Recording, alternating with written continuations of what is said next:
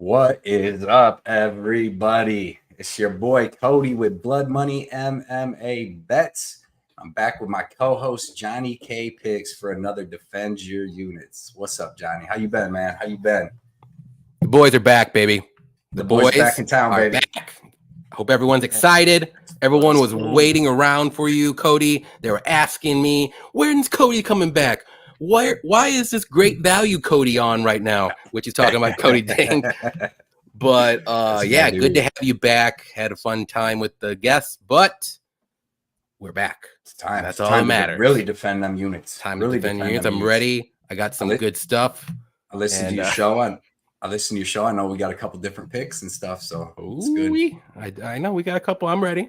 You definitely had some good shows. It was tough to catch all of them because that's my days off during the week. So then that's when I was always like kayaking or doing something. But I tried to hop on and say what's up, man. And you guys put on good shows, but it was a good time. Yeah. Dang, man. So what? You went on like 7-week winning streak? Yeah, with the show bet, we went actually with my track bets too. Both of them went 7 weeks in a row. Unfortunately, both lost last week to the shitty card of UFC Vegas 95. But guess what? Poetically, we start brand new.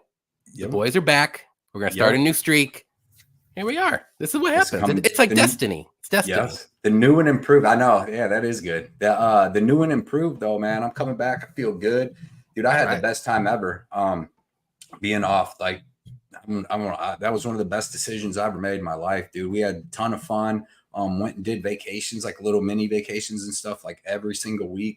Went to North Carolina, went kayaking, like in these mammoth caves, went up to Michigan, Columbus, like everywhere. So had a great time. And now I feel refreshed coming back. Like, I mean, I'm not going to lie, towards the end, dude, it's a grind doing this. And we were doing it for going on, 3 years almost. And just doing everything, man, it does become a grind. And now I came back. And when I came back, I was like, honestly, when I went to go sit down to do my tape study for 305, I'm like, man, I wonder if I'm still even going to have fun doing this and stuff. And I did, dude. I'm back. I feel good, ready to put out a ton of content and stuff. So it's going to be a great show. And I can't wait, man. We got all the cool ass dudes in here ready to talk fights tonight. And I ain't been able to talk fights with nobody for 2 months now. Yep, so, I already see all the normal crew in here. Let's hit them up. Crew, the Defend Your Units crew. We got Dixon in the house. DC. What up, Dixon? He said, welcome back, Cody. Man, I appreciate that. It's good to be back. I've been waiting, man. I couldn't wait to do this show because, like I said, this is always the funnest part of doing anything. For sure. Is this show. So, man, I'm super happy to be back. Appreciate you coming out, showing support as always, Dixon. He said, Cody, you and I both have something in common. We're like herpes. So just when people start to forget about us, we come back with a vengeance stronger than ever. That's the facts. Those are the facts. Can't get them away. Nope. They won't go away. They won't go away. Ever. We'll be back. You got to watch who you be with. You know what I mean? Dixon, and I mean that in a good Christian way. Oh, we know. Solar Warden in the house. Well, he said, what's up, my fucking cum socks? He said, nice work on Dana White Contender Series Week 1, Cody. Thank you. Sir. Did you sweep? No, I went 4-1. I had the Mikhail who dropped Bruno. Mikhail came in fat. What I think happened there, that dude was never that fat in his regional. He was on some roids in his other fights. He had been. Then he comes in, he's like a fat dude. So but everybody check out Solar Warden too on X, man. He puts up a great model. He's got his algorithm. He's got a bunch of different stuff he does, and he's a cool dude and puts up tons of information and for free, helping out people. So shout out Solar Warden. Best cum sock on X. On X. That's our dude. Yeah. Baby Sharp in the building, man. Bro, this feels good to see. Let's go. Clean sweep imminent for everyone in chat. Let's get it. Let's get it, Baby Sharp. Everybody follow Baby Sharp too on YouTube and on Instagram Instagram and Twitter. Yep. I don't know why I'm saying, but on Twitter because he's putting out excellent stuff. Kiwi Brew, Chair, man. He said, Chair, great to have you back, Cody. Man, I appreciate that, Dono. We love that. Sure, it's been a long time, Kiwi. I've been out for a while. I haven't got to talk to everybody, so it's great to talk to you, man, and say what's up. And dude, appreciate the Dono as always. Dang. This was the freaking card. This was the Australian card. So I know you got some good picks, Kiwi. Let us know. Hey, let us know who you like in the Erceg and Izzy fight, because the Erceg and Kai, are they fighting Erceg and Izzy? No, both them fights. That'd be a good fight. Manal Cape wanted those problems at 125. He did. That dude talks so much and don't even. Dude, he probably throw 3 punches and run away. A little. You cannot act like that and then fight like that. That's terrible. Yeah, he should have got cut with Muhammad. Both those fighters are dead to me. Just want to throw that out there. Okay. Jesus. Whew. Jeez. Sorry. I'm emotional. There will be blood. What is up? So what's up, fellas, man? Appreciate you coming out. Johnny News, what up, John Newquest? He said Cody, money, Dana White contenders 4 or 5, including the dog, and the only one I lost was the dog. But dude, I try to tell everybody, Meng Dong. First off, Meng Dong, 29 years old. Get out of here. That guy's at least 36. My boy Scott Lawson was like, he's 46 probably. That dude was terrible, man. The other guy's not all that great, but the other guy was just terrible. And he'd been beat. Dude, he was like 27-5 fighting people that were 0-2. It's the Chinese way. The Chinese way. That's why. If you look at everyone that comes over, you see all those records. You're like, dang, what have you been doing, dang? And when he was 20, he's 27-8 or 32-8 at that point. When you go look at his 8 losses, everyone was outside of his little fighting thing where they probably just, I think it's this like wolf something fights. Or something yeah. It is what it is. But dude, hey, if you like them Dana White Contender Series, and I'm gonna be doing more of them. Wait till you see these 305 picks this week. Ooh. Bad luck, Chuck in the house. I think this is my boy. Great picks for Dana White Contender Series. I tailed them all. Long live Bad Luck, Chuck. Let's go, Bad Luck. That's the way to make money right there. When he dropped Lopez, I'm like, we're getting a sweep. And the man, Sir, dude, he looked good too, man. Even though he looked like he gassed, but that was the only reason he looked like he gassed so bad in the second. And West started beating him up like that a little bit is because West he had 70% energy left and he used it all in them 2 minutes. And man, Sir survived it and then just beat the brakes off him. But boy, Scotty Lawson, what up, Scotty? Said I had to get here early to stop John from betting the Bears. The Bears. You're a young man, John. You have so much to live for. Don't destroy your life by losing units on the Bears. It's the Bears' time. I am all in. Chicago has 0 teams to root for except the Bears. It's hope. Because you are a White Sox fan, right? Yeah. And it's awful. It's the worst thing in the world. I wish in my heart of hearts that they would move away from Chicago so I can become a free agent. I can become a free agent because I am not following them wherever they go. I'm at that point in my life, but I can't move. I can't change teams. It's been 30 years. I ain't changing now. Come on. Right. You got to move to Kentucky. These dudes in Kentucky, they don't have a pro team, so they just root for everybody, whoever's winning. They're like the Titans or Cincinnati or Indy, but then a lot of them be like Dallas fans, New England fan. My boy Scott's a New England fan. I said, come on, man. Come on, man. I said, don't do it. In the 90s, my boy Sky, I said, who'd you like in the 90s? He said, Florida State. Love Florida State. So, here we go. But man, shout out Scott. We appreciate it. And my boy's name's Scotty Pike, the other dude. He's a good dude too. But appreciate you coming out, Scott. Let the dogs bark. I see some. There's John, a couple. Who's your dog? Yep. Kiwi. Is he gonna dog walk him? Okay. Wank him. Dog wank him. Wank him. That sounds even worse because that's like what he does, right? Yeah. It's like that was a good one. Aguilar. Hey man, watching that's dude. How is Stuart Nichols still minus 230 and his line like goes up with Kanan Song's lines coming down? Dude, it doesn't make sense. Ricky Glenn, bro. Ricky Glenn's this time. People are all in on Ricky Glenn. Bro, go figure, up a weight class with no chin. Up 2 weight class. He was a 145er. His best wins are at 145. And he ain't got no best wins. Beat up Gavin Tucker 9 years. Well, the best draw ever was against Grant Dawson. Grant Dawson after getting whooped. needs he got whooped for 2 rounds, but yep.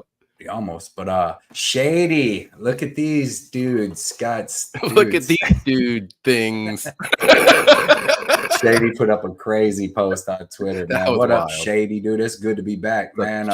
Appreciate you coming out, hanging out with us, dude. Shady's a good dude. Man, we got everybody that's just been hanging out with us for so long. Appreciate it so much, dude. Yep. Everybody check out Shady too on Twitter, on X, man. Puts out awesome stuff and funny stuff. Moneyline Mills in the building. Sup, Cody? Sup, Johnny? Okay, let's get that cash. Let's go. Let's go, Moneyline Mills. Appreciate you coming out, hanging out. Follow Moneyline Mills on Twitter too. Yep. So many people. Let's go. Oh, our boy too, Odd Smoker MMA. Hell Check yeah, out Odd Steve. Smoker MMA on Twitter, Instagram. And Odd Smoker Steve, dude, puts out great stuff. Making you see, he's signing contracts, he's getting sponsorships and got stuff. some merch up too. That's Check it awesome. out. Yeah, Odd Smoker's MMA stuff is awesome, dude. So check that out on Instagram and Twitter. And he's a good dude, man. And let's go, dude. We're gonna get some money. Vitag, what up, man? He said he's back. What's up, guys? This is one of the most positive dudes in the game, man. We love this dude. Appreciate you coming out, hanging out with us. And like I said, always showing support. Always showing support. Baby Sharp, yep. Okay. A lot of people on Izzy tonight. Reggie, what up, man? Welcome back, Cody. He said Johnny's been holding it down for the past couple of weeks. Thanks for doing the show with Dank and 138. Yep. Oh, sure. Those guys are good. Those are our boys. Yep. So appreciate that. Appreciate you coming out, hanging out with us, Reggie. And this is about to be a good show. This is going to be a good show. I feel you, Johnny News. I'm on it. Okay. A lot of people on Izzy. I can't blame him. Get that nickname going, Johnny News. Yeah, he posts a lot of the news and information, man. Johnny News. It makes sense. It's perfect. It's in his name. It's in his name, man. Speak Johnny News right there. $10 dono. It said, welcome back to A-Team. Looking forward to the main card. Oh, yeah. The main card's great. It's great on this one. And dude, man, appreciate the dono as always supporting the show. You and Kiwi, two of the best dudes in the game, always supporting the show. And like I said, Johnny News, man, that's the name. It's a good name. It's like better than Johnny K Pigs. I'm not gonna lie, because it's got that. It does have a good touch. And then you guys could have a show, the Johnnies doing something, the news and the pigs, Johnny News Pigs. Johnny and John. Yep. Oh shit, North Carolina. Yep. Love North, dude. I'm going back there here in a month. It's awesome. I want to see it in the fall, dude. After seeing it in the winter or summer with all the green and all that, I want to see it in the fall when them leaves are changing. Ryan Jordan, what's up? He said, guess who's back? Back again. Blood is back. Yep. That Houdini. He's the man. Let's go, Ryan. Appreciate you coming out. Shady. What's up, Blood and Johnny? Let's go. Let's go, Blum Dog. We appreciate you coming out too, as always supporting, dude. Great. Everybody coming through on my YouTube too for the other video I put out, man. Help me get back in the rhythm. Everybody's out there. Maddie Woj, what is up, man? He said the return of Blood. Let's go, man. Let's go. This is gonna be awesome. Dylan's in the house. MMA clips. I missed the pretty face, Cody. This whole thing. Pretty. I let my boy Mikey come on here. He'll tell you something different. But hey, shout out MMA clips too coming out. Check him out on YouTube, man. Putting out stuff. Let's cash. Let's Bunny Hunter in the building, dude. This is our dude since day one. He said, what's up, Bunny? Guys? Welcome back, Blood. Might be on Dan Hooker and Izzy this weekend. You know, I mean, there's two top 5, top 10 guys. Champion type and top 5 guy. You can't really get them at plus money. Ain't bad. I don't hate it. No, but shout out Bunny Hunter, dude. Appreciate you coming out, Boza. Bunny, how do you? Okay, let's see. Pick'em in the building. What is up? Pick'em MMA. I seen he was on the show. Put out an excellent show with you, man. Everybody check out Pick'em on YouTube and Twitter, and he puts out tons of stuff, doing watch-alongs and all kinds of stuff. Check every card. Yeah, every card. Every regional card. Information. Soldier watching them. So everybody check out Pick'em MMA. He knows his stuff, dude. Friend of the show. Colostrum in the building. He said, I can't even lie. The fans debating Izzy versus DDP got me hyped as fuck for that fight. Yeah, everybody makes good points. Yeah, and we didn't even need all the other bull crap that like Izzy brought in. We did nothing, no narrative, nothing. Just two great fighters, and there's a lot of stuff going on, but that's true.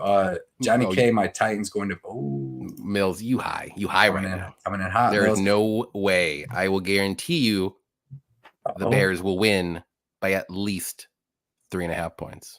I said it.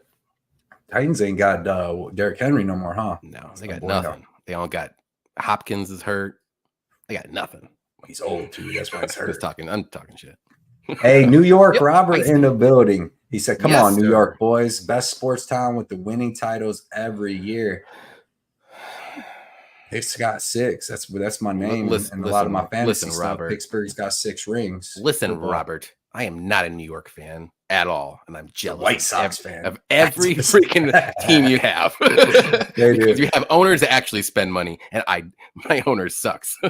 Yeah, that's what it's all about. That's why the Steelers, dude. Me and my dad, I've been diehard Steelers, but then like the Pirates, which were amazing in the 90s. I used to be diehard baseball and playing it and watching it, and they used to play like the Atlanta Braves and all them dudes in the 90s and have great games, and then they've sucked for 30 years. It's crazy. Oh, yeah. Fidel's, what is up, man? He said, What's thank up, you Fidel's? for your Contender Series video. I smacked Caesar Sportsbook for $46K. Let's go. Whoosh. Fidel's is running businesses and doing stuff. And check out Fidel's on X, dude, on Twitter. Check him out. Yeah, because there was good parlays and stuff to be made. Because as long as you bet the bets without putting McHale, like in all your parlays, you're going to hit everything, man. That was nice, dude. Kavanaugh. I tried to tell everybody in my video about that, the left hook, dude. That dude don't even swing. He's just so heavy-handed, man. He's going to be good. I didn't think he was going to do him like that, though. But shout out Fidel's, man. That's a big come up, bro. Shout out. And I appreciate you coming letting people know. Ryan Matthews, what is up? Check out Ryan Matthews, too, on Twitter, too. Great to see my boy Cody finally back. It's been tough to watch Johnny Boy here off gallivanting with these other harlots of the week. I couldn't even watch it. I couldn't even watch the shows, man. I had when I came out to do that. When I was coming, man. Do my best. Pick them. Let's go, man. Pick them with the $6.99 dono, man. Really appreciate that. He's like, good to have you back, bro. Good. I appreciate that. And it's good to be back. Like, it feels so good. And we're going to put on the best show. We're about to get into it. Reggie, the over-unders. Yeah, I'm going to be betting a lot of over-unders this week. And they're kind of risky. I'm not really confident in a lot. Except there's some unders that are easy money, though, I will say. Yeah, possibly. Let's see. Kiwi news and ads what is there news and ads? Oh yeah, or just be taking along. We'll be taking along. Badger in the building though. Welcome back, Blood. Glad to see you back on the grind, man. Thanks, Badger. Everybody check out MMA Badger on Twitter too. Yep. Putting out great information, great videos, got YouTube, all that. Let's see. Got Paku down there. Paku MMA, what's up? People have arrived in Perth today. That's freaking awesome. Going to see the workouts this there you go. Arvo, and should be heaps of fun. That sounds amazing, dude. That's awesome. You're out there. Heck yeah, dude. Man, that'd be so fun to go see. I've been to a lot of UFC's, never a pay-per-view. So yeah, that's awesome. I hope you have the best time of your life out there, man. Let's get into UFC 305, man. It's going to be a good card. You know, the first couple fights, you get some underwhelming talent and stuff, or just maybe more fights to showcase the other people. But you never know, man. It's a fist fight, so they can go either way. But the first fight that I have is in the men's flyweight division. We have Stuart Nickel versus Jesus Aguilar. And who you got in this one, Johnny? I have to remember, because you like to go off script a bit. So I have to. Yeah, this is a close fight, man. And it really comes down to the wrestling of Nicole. And I think if he gets it, if he does well with his wrestling, obviously he's probably going to win this fight. But, you know, he's making his UFC debut. Like, he's going to have a little bit of nerves. He's in his hometown. This is going to be a little bigger cage as well. So I don't think Aguilar is all that bad. He does have good grappling. His takedown defense isn't the greatest, but I'm gonna still side with him. I think the line is wide. I don't understand why Nicole's minus 230 right now, and it hasn't moved for the whole week. I do see some people on Aguilar as well, but I do think he might be the more dangerous fighter in this fight with his submissions. He's going to have ample opportunities, especially if Nickel gets his wrestling going. I don't think this fight will play out on the feet at all. Both these guys aren't the greatest strikers either way, but maybe Aguilar has some power. He did do Shannon Ross, my brother, a little raw there, and it wasn't even in Australia as well last time. It might have been. I'm not sure, but I don't like that. You know, that don't sit well with me. You send my boy Shannon Ross to the Shadow Realms? Ain't no way, man. Let me look. I think it was. No, it was in LA or Vegas. Never mind. But yeah, give me Aguilar for this pick. This is one of my underdogs. Usually pay-per-views, there's not a lot that usually hit, but man, this is going to be a tough task though for Nickel. I will say, but I think this will be a fairly close fight either way. Yeah. So Stuart Nickel's the number one flyweight out of Australia, you know, and he's a good fighter. He's unproven though. It's not that he's unproven because he's fighting lower level guys and he's destroying them like he should be, but You know what I mean? It's lower level guys. Like you can't really watch a fight that he has where he gets almost any resistance, which is good because that's how you're supposed to handle them lower level guys. But Stewart, I mean, he's got decent striking. I don't know how good or bad the boxing is. It's not bad, but he throws leg kicks. He's got good striking defense, and he's a wrestler, man. He's got good wrestling. He's got, like Baby Sharp said, he's got a jiu-jitsu black belt, and I like his style because he's going to press you up against that cage and just keep going for different takedowns, single leg, double leg, push you up against cage, hit you with punches, and just wear on you and try to melt you a little bit, you know.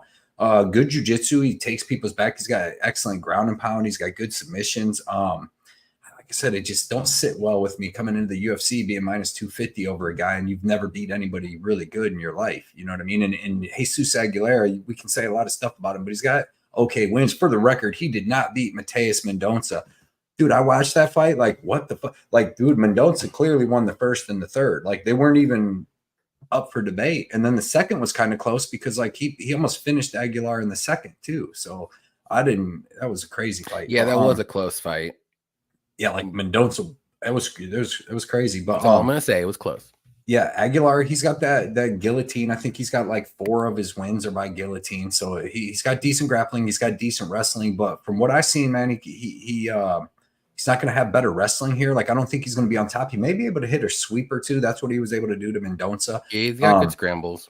Yeah, and like I said, that guillotine. But I feel like he slows down. But also, that fight was there in Mexico. So, I mean, everybody was gassing out a little bit there. They were in Mexico City or whatever, like 8,000 feet up.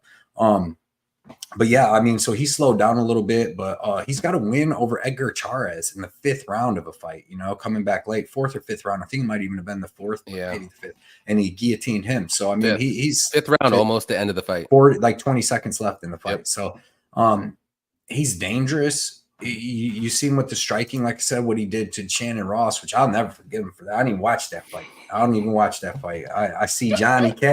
All I see is Johnny K going, I won't let it hurt. It hurt. Okay. It hurt. Hey, we hit that Shannon Ross over versus the one Japanese dude, though. Ooh, it was dicey, though. That was dicey. But yeah, man. So I can't bet Stuart Nickel at minus 240, right? It's just crazy to me. But I do think he gets the win here. So I like the overs in this fight. I think he can win by decision. I think he's going to be the one on top in the wrestling. And even Aguilar, like, he doesn't have the greatest fight IQ because he was landing some decent shots on Mendonça standing up, and then he would shoot a takedown even when he had him hurt. I hate that more than anything, too. But, so, yeah, man, give me Stuart Nickel by decision, but not confident at all. Like not confident at all. Yeah. I think this is, if you're betting this, it's dog or pass. Yeah. And yeah. I don't see how you can be confident in Nickel at all. Yeah. It's hard, 230. Yeah. It's hard to do a breakdown on Nickel and just be like, this is exactly what he's going to do. Cause you haven't seen him do it to nobody high level. And it's not that Aguilar is the highest level. This is definitely the lowest level of the division, but he's still decent. So we'll see. But number one, Australia puts out some good flyweights. You know what I mean? So you got Kaikar France. I think he's New Zealand. But then you got Erceg and a couple other guys. So lower weight guys are tough. Donnell, hey man, appreciate that. Yeah, that was fun, dude. I honestly think I can murder Dana White Contender Series because it's easy to find which guys aren't really all that good and which dude looks like he's UFC caliber, you know. So, and then you just got to hope that they don't come in fat and out of shape and off steroids, guns blazing. So, but thanks, Donnell, man. I really appreciate that. Real fight picks in the house too, and UFC or Any Action Sportscast, UFC Any Action Sportscast. Effie's in the house. Shout out to him. Everybody check him out on YouTube and Twitter. Real fight picks. This is a Contender Series fight for show. Like season 2. What about this one though? Men's lightweight. Tom Nolan versus Alex Reyes. I'm gonna start this out. So the line's crazy. The line is just crazy, right? Because like it's. Tom Nolan he's good, but he's pretty unproven too, and like he's proven that his chin ain't like the greatest. Because even in some of the fights that he's won, he's gotten dropped. Like what is it, Victor Martinez, right? He fought last time. Something Martinez. Let me see. A dude that should not be in the UFC whatsoever, but he fought on Dana White Contender Series and beat another low level guy. And dude, Victor Martinez dropped Tom Nolan. Because he gets in his little flow. Like he's got good striking, throwing them long front kicks. He's 6'3", which is huge for one. Caught every freaking time. Yeah, got a big old head on that 6'3" body. And like against Nicholas Mota, man, I mean, he hit him with that left hook. That's what Nicholas Mota does. Against Victor Martinez, he got dropped, he got back up and was able to get him out of there. Victor Martinez is very low level. But like, honestly, I think Alex Reyes is better than Victor Martinez. Like, if you watch his fight with Charlie Campbell, well, I'll finish Tom Nolan stuff though, but he's just a big, long dude. He's got good front kicks up the body. He's got good elbows. He's got power in both hands. You've seen him knock out that Bogdan Grad on the Contender Series, knocked him out cold, and that dude's actually pretty good. Knocked out Victor Martinez and then got knocked out by Nicholas Mota. If you watch him on the regional scene, a lot of guys come out and try to take him down, and they'll get him down for a little bit, and then he works his way back up and just makes him work, and then they gas out and he beats him up because he's forward pressure the whole time. He's like throwing stuff at you. That's why he gets hit. Very hittable. Can get dropped, but he does have KO power in his hands, and his step-in knees are dangerous. That's what he got Victor Martinez with. He's just so big. Alex Reyes, though, has like good movement and pretty good striking, and he's not really standing there for you to hit him a whole bunch. But he came back. He's fought one time in 8 years, basically. Came back and fought Charlie Campbell, and got hit with a big shot pretty early on. He got hurt, but man, he took a lot of big shots in that fight. And I'll tell you one thing too: he hit Charlie Campbell with a big ass shot when Charlie Campbell tried to do a spinning back fist, and he hit Charlie Campbell like while he was spinning. Didn't drop him, but definitely hurt him. I mean, if he hits Tom Nolan with something like that, you never know. Tom Nolan may go down, but pretty good kick game. He's got 11 first-round finishes, so he's kind of dangerous himself. But I mean, he hasn't been dangerous in 10 years because the last 2 times he's fought, he's got knocked out in the first round. The time before that, he fought at 170 before his 7-year layoff, and that was against Mike Perry, and he got knocked out in that fight. So 37 years old, 1 fight in 8 years, pretty good kicking game, decent boxing, decent movement. And like I said, I'm not going to say that he's super chinny because if you look, dude, Charlie Campbell had to beat him for like 2.5 minutes, chasing him around the ring, hitting him with big shots, dude. And he was staying up. He was getting hurt. So I'm going with Tom Nolan by KO, but this line's crazy. He's not durable. It doesn't seem like Alex Reyes can actually hit. He's younger brother, Dominique Reyes, which would be terrible, dude. You're the 155er and your brother's freaking big 205er and all that. That would suck. But give me Tom Nolan, but it's going to be a crazy fight, and I just can't trust him. Give me Tom Nolan by KO. Yeah, this fight's going to be fun for, I'd say, 3.5 minutes. I do think someone's going down, but it's probably going to be Alex Reyes. I can't trust him. There's no way. No way. I know the line's super crazy. You should not be betting the money line anyways. I think the KO or inside the distance prop for Tom Nolan's like -700, so that's even crazy. The only thing that I would even consider with this one is the under 1.5, throwing that in a parlay, and I think that's pretty safe. Like I said, one of these guys are going down. We've seen Tom Nolan, like you said, he's been knocked down in the first round a lot, but sometimes he gets back up and then he wins, and sometimes he doesn't, which is against Nicholas Mota. He got knocked out and he didn't get back up, but I don't trust Alex Reyes at all. I really don't, unfortunately. 1 fight basically in 8 years, like you said. That's all you need to tell me. I know who I'm picking. It's the other guy. So Tom Nolan by a first-round knockout is my pick. But I like the under 1.5 in a parlay. I think it's reasonably priced at like -360 or 340 or somewhere around there. Other than that, I wouldn't touch anything at all. Yeah. In this fight. Yeah, I don't think I'm gonna have anything. There's just nothing. There's nothing good on this fight. All the lines are crazy. Yeah, because I mean, I don't know if you add him. I mean, obviously, like you said, if you play him, you're gonna play him by the knockout. So, but that's still -700. It's not even worth it. But that's like the way to do it. But yeah, I don't think so either. To me, like, and I'm a parlay guy, and I usually like get those crazy numbers. But anything over -500 to me is just throw it out. And it better be a finish like that. And the only reason why you're putting the -500 is just to get plus money. Like you're like, oh, you're so close to plus money, but this I know was hitting. Like major rule: if you're betting a guy over -500 and you expect it to go with him to win by like a dominant decision, don't do it. Yep, because you don't want it going to decision. A -500 should run right through Bellator style. And then that's another thing. Don't be fading these people. Like Bellator, I'll tell you this tip on Bellator and PFL betting is like PFL's big underdogs cover a lot. Like Bellator, their big over favorites beat the shit out of the other. They get bums coming in. But like the PFL, like all the fighters are usually pretty decent. So you can't just fade all the shout out to Ivy last time. Let's go. Yeah, Ivy. Yeah. he almost lost though. Yeah, he got hurt. I was watching all the fights and stuff. I just didn't get to bet. see if anyone bets Nolan money line. I mean, now if you're, but still, even if you were rich and you're like, hey, I'm just going to put 150,000 to win 10,000.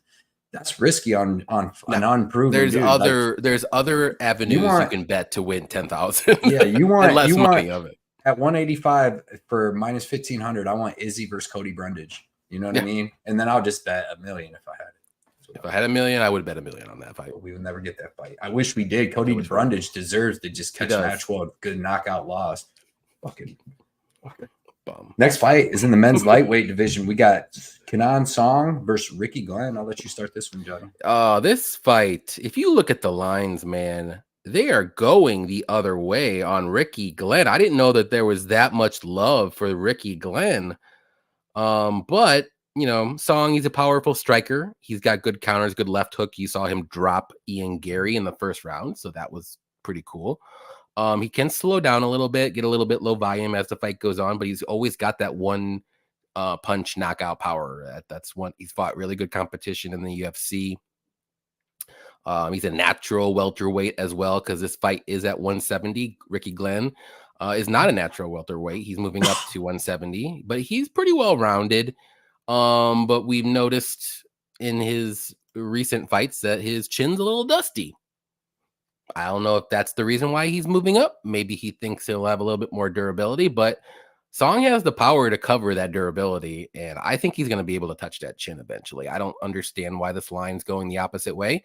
It's minus 175 for Song, which to me, that's insane to me, but because minus 200 I thought was great. Perfect. I see it.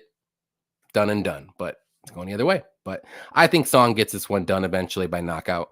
I would say first or second round. Maybe it takes a little longer, but once he touches that chin pretty decently, I think Glenn's going to be a little dazed and it'll be over shortly after that. Yeah. Yeah, man. Anybody should be minus like 1,500, honestly. So Kenan Song's got good striking. Like he can't check a leg kick, but Ricky Glenn ain't out here throwing Muay Thai leg kicks. But he does eat leg kicks, but he's got good offensive and defensive wrestling. Like he's not out here just getting grabbed. He's not what's the one dude that African dude? What's the Themba beat up? Sato. Oh, it's not like him. Like Kenan Song's actually got decent takedown defense, decent get up game and all that. He's got good power in his left hook, like you've seen him drop Ian Gary with. Well, that's what Ricky Glenn's been KO'd in his last 2 fights by left hook. Christos Giagos. Yeah. That's all I'm going to say. Flatline him. And dude, to be honest, Ricky Glenn could be on a huge losing streak. He would have lost to Joaquim Silva if he didn't come out like a complete not smart person. Like you watch that fight, he just comes out throwing all these crazy, like he just went out to just smoke him, which he would have. You just let him cook, you know, and then just smoke Ricky Glenn. But the thing is, like Ricky Glenn, like where's his path to victory here? He's never been good. His best wins like Gavin Tucker 8 years ago at 145. That was Gavin Tucker. Like Ricky Glenn's landed 4 takedowns his whole UFC career, and that was against Gavin Tucker. So he's not wrestling. He's not a good striker. He's slow as hell. So, like, I don't understand where his path to victory is to win over Kenan Song, who's a legit 170er, thick, and he's going to, like, Ricky Glenn's 145er his whole career. I tried to go back and find a good win, and it was Gavin Tucker. And if they fought again, I feel like later on, maybe Gavin beats him. But Ricky Glenn was huge at 145. He's like 6'1" or whatever, 6 foot, you know? And back in the day, 8 years ago, there wasn't a bunch of 6-footers running around like there is now. But man, this is like he's just getting money. He's like a plumber in Iowa, right? Everybody knows. I'm not even joking. That's what he is. He's a plumber in Iowa, and he's got his fight contract. And like he's probably tired of even trying to make 155. And he's coming in. He's going to get some money. He's going to try. He's going to fight. But like, where does he win this fight? He doesn't punch harder than Kenan Song. He's not going to out grapple Kenan Song. So I just don't see where he wins. I think Kenan Song knocks him out.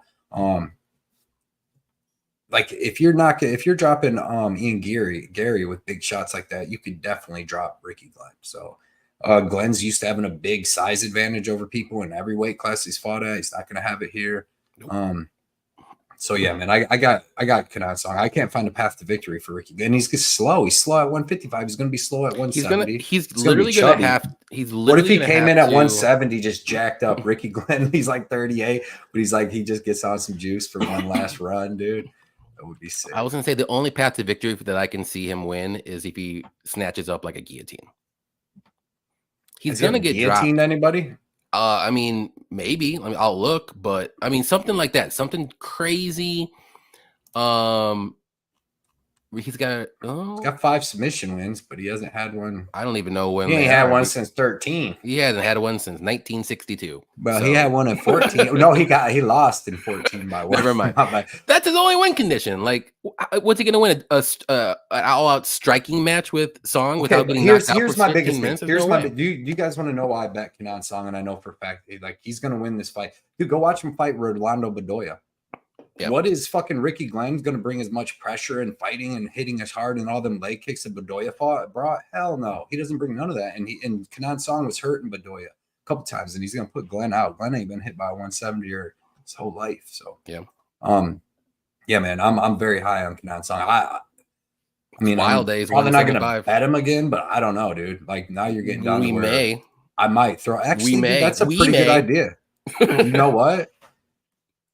That's a pretty good one. We may, because we're both pretty high on Song at a good price. That's actually a very good idea. That's actually what I'm gonna do. I'm gonna add him with something. I mean, that I don't know about that Nolan under, dude. I just don't like that. The way Reyes moves around and dances. I'm just saying that's the only play that I would play on that. Because there's nothing else that's worth it. Yeah, Dixon said, Glenn said in an interview today that this is the last fight on his contract, and that if he doesn't win, maybe it's just not meant to be. He's also opening a BJJ Academy next month, so is he training? Right, and he's a plumber. Like, there's no dude. He probably makes good money plumbing. I mean, so it's hard. I think Glenn's betting on himself. Covert. I'm just looking at the chat. I think he's betting on himself. Maybe that's why he put a big money. He's like, hey, I got bills. Yeah, I'm gonna try to win big. But he's been in the UFC forever. He's tenured, so he probably gets $80,000 or $100,000 for this fight.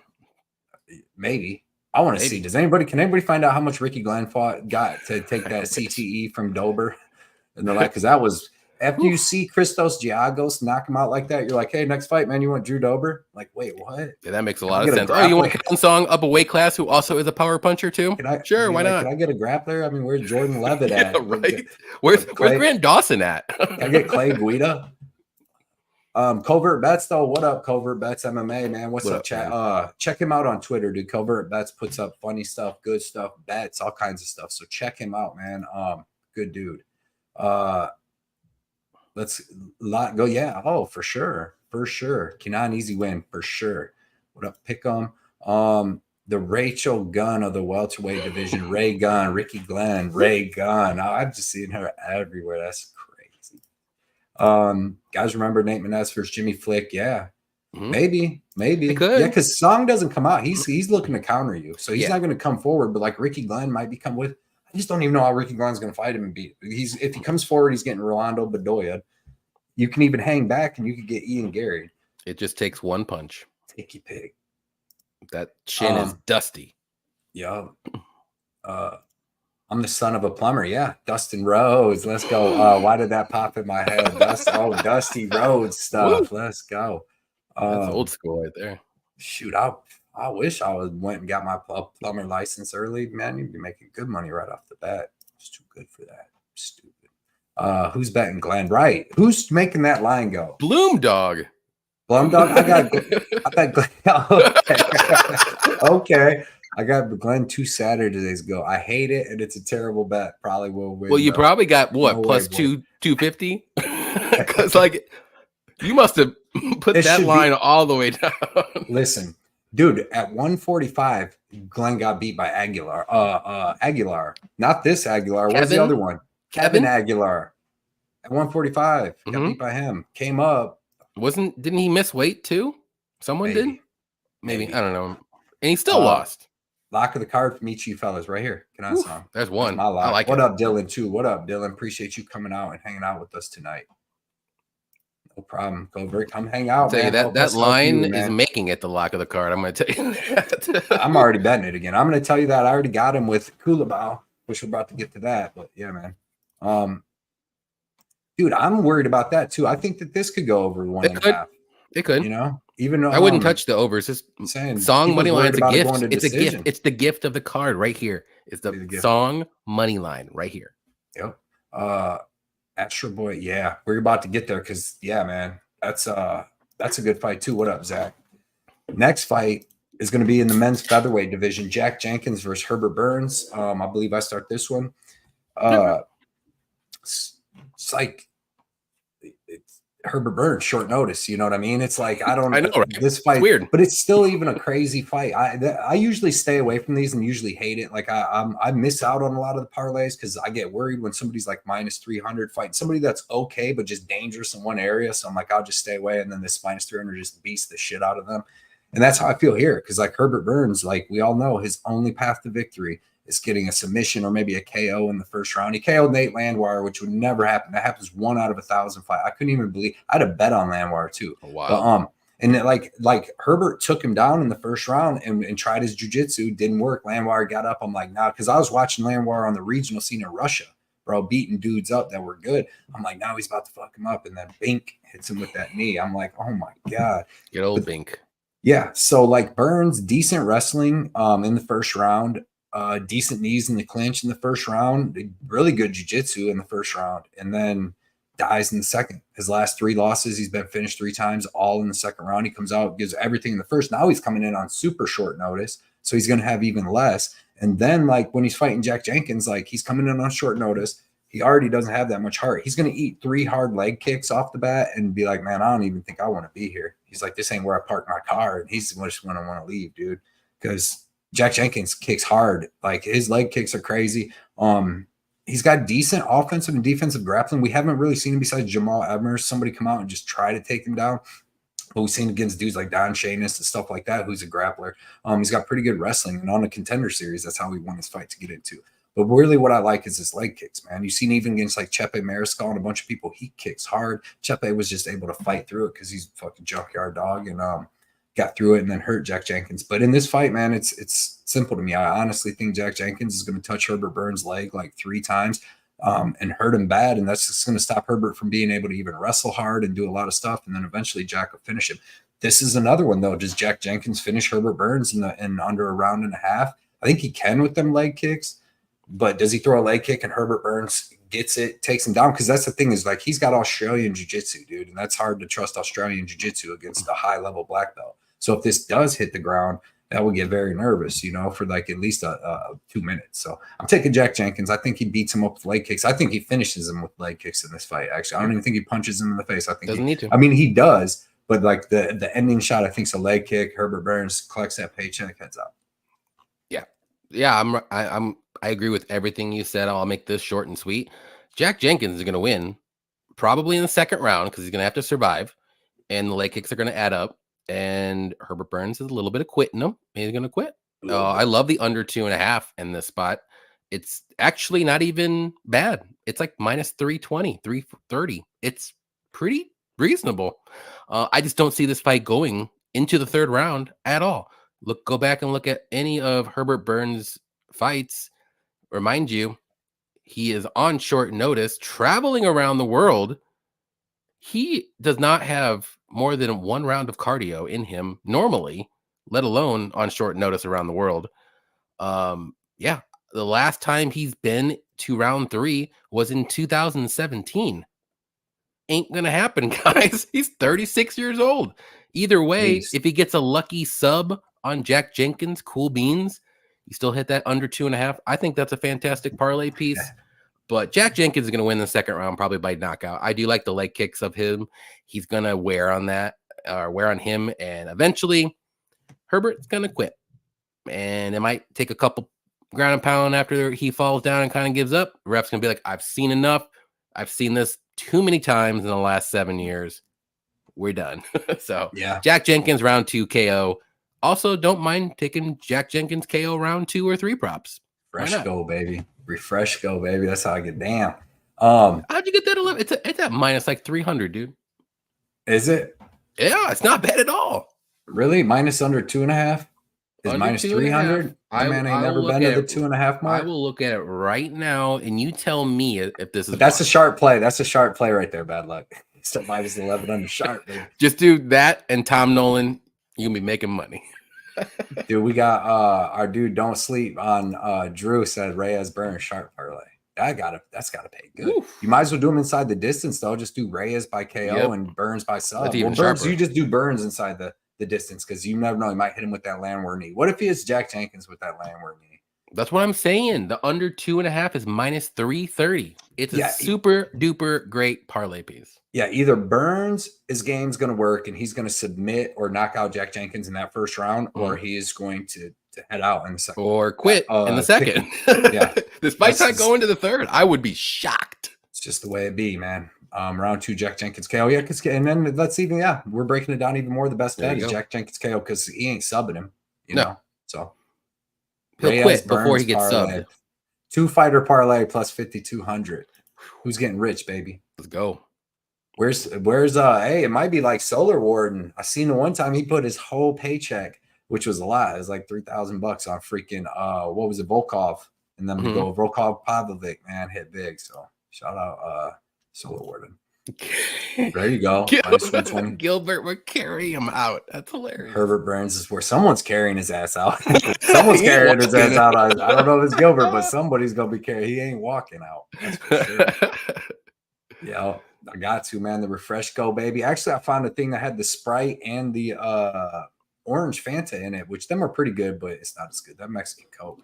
That's where it's at. That's where it's at. Yes. The odds over under on that is yes. He's getting carried out. Jenkins round 1 is 185. Round 2 is plus 230. Okay. Yeah. I like that. I see 260 for round 2 and 500 for round 3. You might sprinkle on round 1 though, because leg kicks are different getting punched in the face and grappled, bro. Like if Jack Jenkins has some of the hardest, like his leg kicks, when you watch him fight Chepe, when it's like snap, and then he switches stances and comes with the left leg and kicks just as hard. So, yeah. Let's hope we don't have Jason Herzog in this fight. Yeah. Let's see. These two are crazy underdogs. Burns, Reyes are most valued dogs I've seen. Yeah, I mean, well, Jack's a little more proven, but yeah, man, Tom Nolan with Reyes, dude. Reyes 11 first-round finishes over low level. I'm just saying, how high level is Nolan? Both. If you want to do just random degen parlay, is do Reyes and do Burns round 1. Whatever that comes out to, because I just don't think they're going to win unless it's in round 1, both of them. Yeah, maybe. Might get one. Next fight is in the women's flyweight division. We got Casey O'Neill versus Luana Santos. I'm going to let you start this one, Yanni. Yeah, this is a very interesting fight. I like it. But we all know Casey O'Neill, good striking, throws tons of volume. She can wrestle, but since her knee injury or ACL injury, whatever it was, she hasn't really been going for takedowns, and a little bit concerning for me. I do like her game when she does try to wrestle a little bit. She has very good ground and pound as well, but she's very tough. She does have pretty good cardio. She's very hittable on the feet. Luana Santos is taking this fight on short notice. She's looked really good in her last couple fights. But she's well-rounded. I would say she's a better grappler than striker. She will have the better grappling. She could probably get takedowns. She's got very good judo, good submissions as well, as we saw in her last fight against Agapova, but Agapova's not great. So she did what she needed to do, and good for her. But again, man, if this fight wasn't on short notice for Santos, I would be all in on Santos, but I'm still picking her. I think she is the better fighter. I think if this fight does get to the mat, it's going to be leaps and bounds different. On the feet, it could be probably pretty close, but maybe give the slight edge to O'Neill. But I think Santos knows what to do here. I think she's going to go for the takedowns. I think she's going to get in the clinch. She's going to get the trips going, get the judo and get on top and, win minutes that way, or maybe even get a submission. We saw Casey O'Neill lose very impressively to who was it? Lipsky. That's not really a great look. She got beat up and down. Yeah, it was not a good look. Stand up, ground. It was not a good look. She wasn't doing anything. So I think Santos is going to win this fight. But like I said, I'd be all in if this wasn't short notice. So I'm holding back, but the line is good at minus 150, 155, where it is right now. It is moving a little bit here and there, up and down, but it's minus 148 right now, so maybe more money's coming in on Casey. So if you like Santos and you haven't bet her, I would wait. I think you might get a little bit better price as the fight goes on. But I do like her to win. I think she wins by grappling, and I think she can get a submission actually. But so give me Santos to win second round submission. I think she can do it. If Lipski can do an armbar that quick was it second round or was it first? I think it was second. Second, I believe. She beat her up on standing, and then she dropped her. To be honest, she dropped her, and then that like hurt O'Neal bad, so she was a little out of it when she got armbarred. But still, Lipski doesn't really have a good grappling like submission game. She really doesn't. And at one time, I bet against her versus Luana Carolina, and she fucking knee barred her in like 30 seconds. She knee barred Carolina. I'm like, oh, how the fuck did that exactly happen? But yeah, I like Santos here. I think she doesn't worry about the striking. I think she gets that grappling going and gets this fight to the mat where she's going to be leaps and bounds better. Yeah. So Casey O'Neill, she's Scottish Muay Thai. You know, she's from Scotland. She's got pretty good Muay Thai. She throws a ton of Scottish Muay Thai like a thing.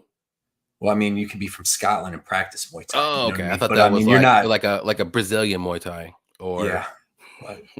But no, or a Thai Muay Thai. Yeah. She's got like a ton of volume. She doesn't move her head, so she gets hit a lot, but she throws a ton of volume. She's got pretty good boxing. She's got a lead head kick that's fast, lead head and body kick that's fast. She's tough as hell because we've seen her get her ass whooped a little bit in these last two fights. But to be honest, I was high on her when she came into the UFC, but just because of the cardio and the toughness that she was showing. But you got to understand, she was fighting very low level girls when she was doing this, and she's a big 125 or two, and she was fighting girls like Laura Procopio, Laura Fritzen, but it was Laura Procopio, and then like Antonio Shevchenko, who's not a good wrestler, Shanna Dobson, terrible. And then she fought Roxanne Modafferi, you know, and they struck the whole 3 rounds, and she did not separate herself really. She landed more shots, but it was like almost like Modafferi was hitting harder, but they both landed, you know, hundreds of significant strikes. Like, I don't know if O'Neal got to like 200, but like it's Roxanne Modafferi. I think she retired after that fight. Yeah. And she went to split, by the way, just so you know. Yeah, and I had Casey O'Neal, but like that's I'm just saying close. She's a good striker, but she's not. It's not like you see if you can't get her down, you're getting knocked out by her because, like, you know what I mean. She didn't really do too much work to Modafferi. Then she comes back against Jennifer Maia. After Modafferi fight, she tears her ACL, has that surgery. She's out a little while. She comes back against Jennifer Maia, huge step up in competition, and just gets kind of beat the whole 3 rounds. And the 3rd round, Maia really didn't fight because she already knew she banked the first 2, so she's moving, just getting hit a little bit, but still hitting back. But yeah, man, against Lipski, she's got her ass whooped. I mean, she got hurt standing on the feet numerous times because she has no striking defense. And then she has no wrestling either, dude. You see her try to wrestle Maia? She comes in like that Sergio Casio dude that came in 7 pounds overweight going for a takedown, just like your hands like this, running forward slow. And she's not a good wrestler, dude. And she does, like, for Laura Procopio was beating her in the wrestling, beating her down, and then she gassed out. Dude, I'm so high on Luana Santos. Have we not learned yet about these young freaking savage ass Brazilians that are coming up? This girl's 24. There's tons. We can go on and on. Natalia Silva. Not too many of them Scottish savages coming up, but the Brazilian females. I mean, so Santos to me is up on that level. Like, to me, this girl's going to be going up to the top 5. She's 25 years old, and I'm not saying this year. I'm saying she'll work her way up, but she's well-rounded as hell. Her striking is good. It's like looping. It's not as technical as Casey O'Neal, but she throws with real power. And then she's got good wrestling, good judo. Been doing judo since she was 8 years old, and her wrestling is pretty good too. If she ain't even got to hit the judo tosses, but then on the ground, dude, she's a high level. She's high level jujitsu, man. She's putting girls away quick. She can control girls. She can fight 3 hard rounds. When she came in against Stephanie Edgar, she was 4 pounds overweight. Here's like the thing too about all that.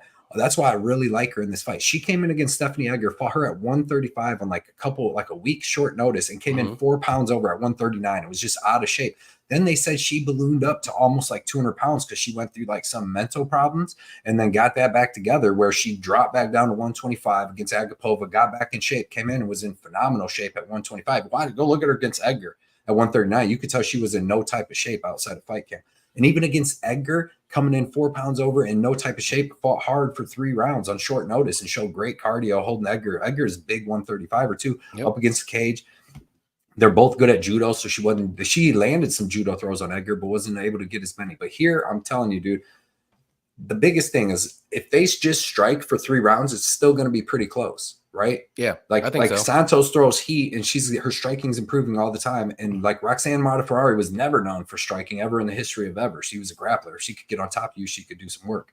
So if they fight 3 rounds standing up, it's going to be close, like whatever. But I would probably favor maybe O'Neal, right? A little bit better.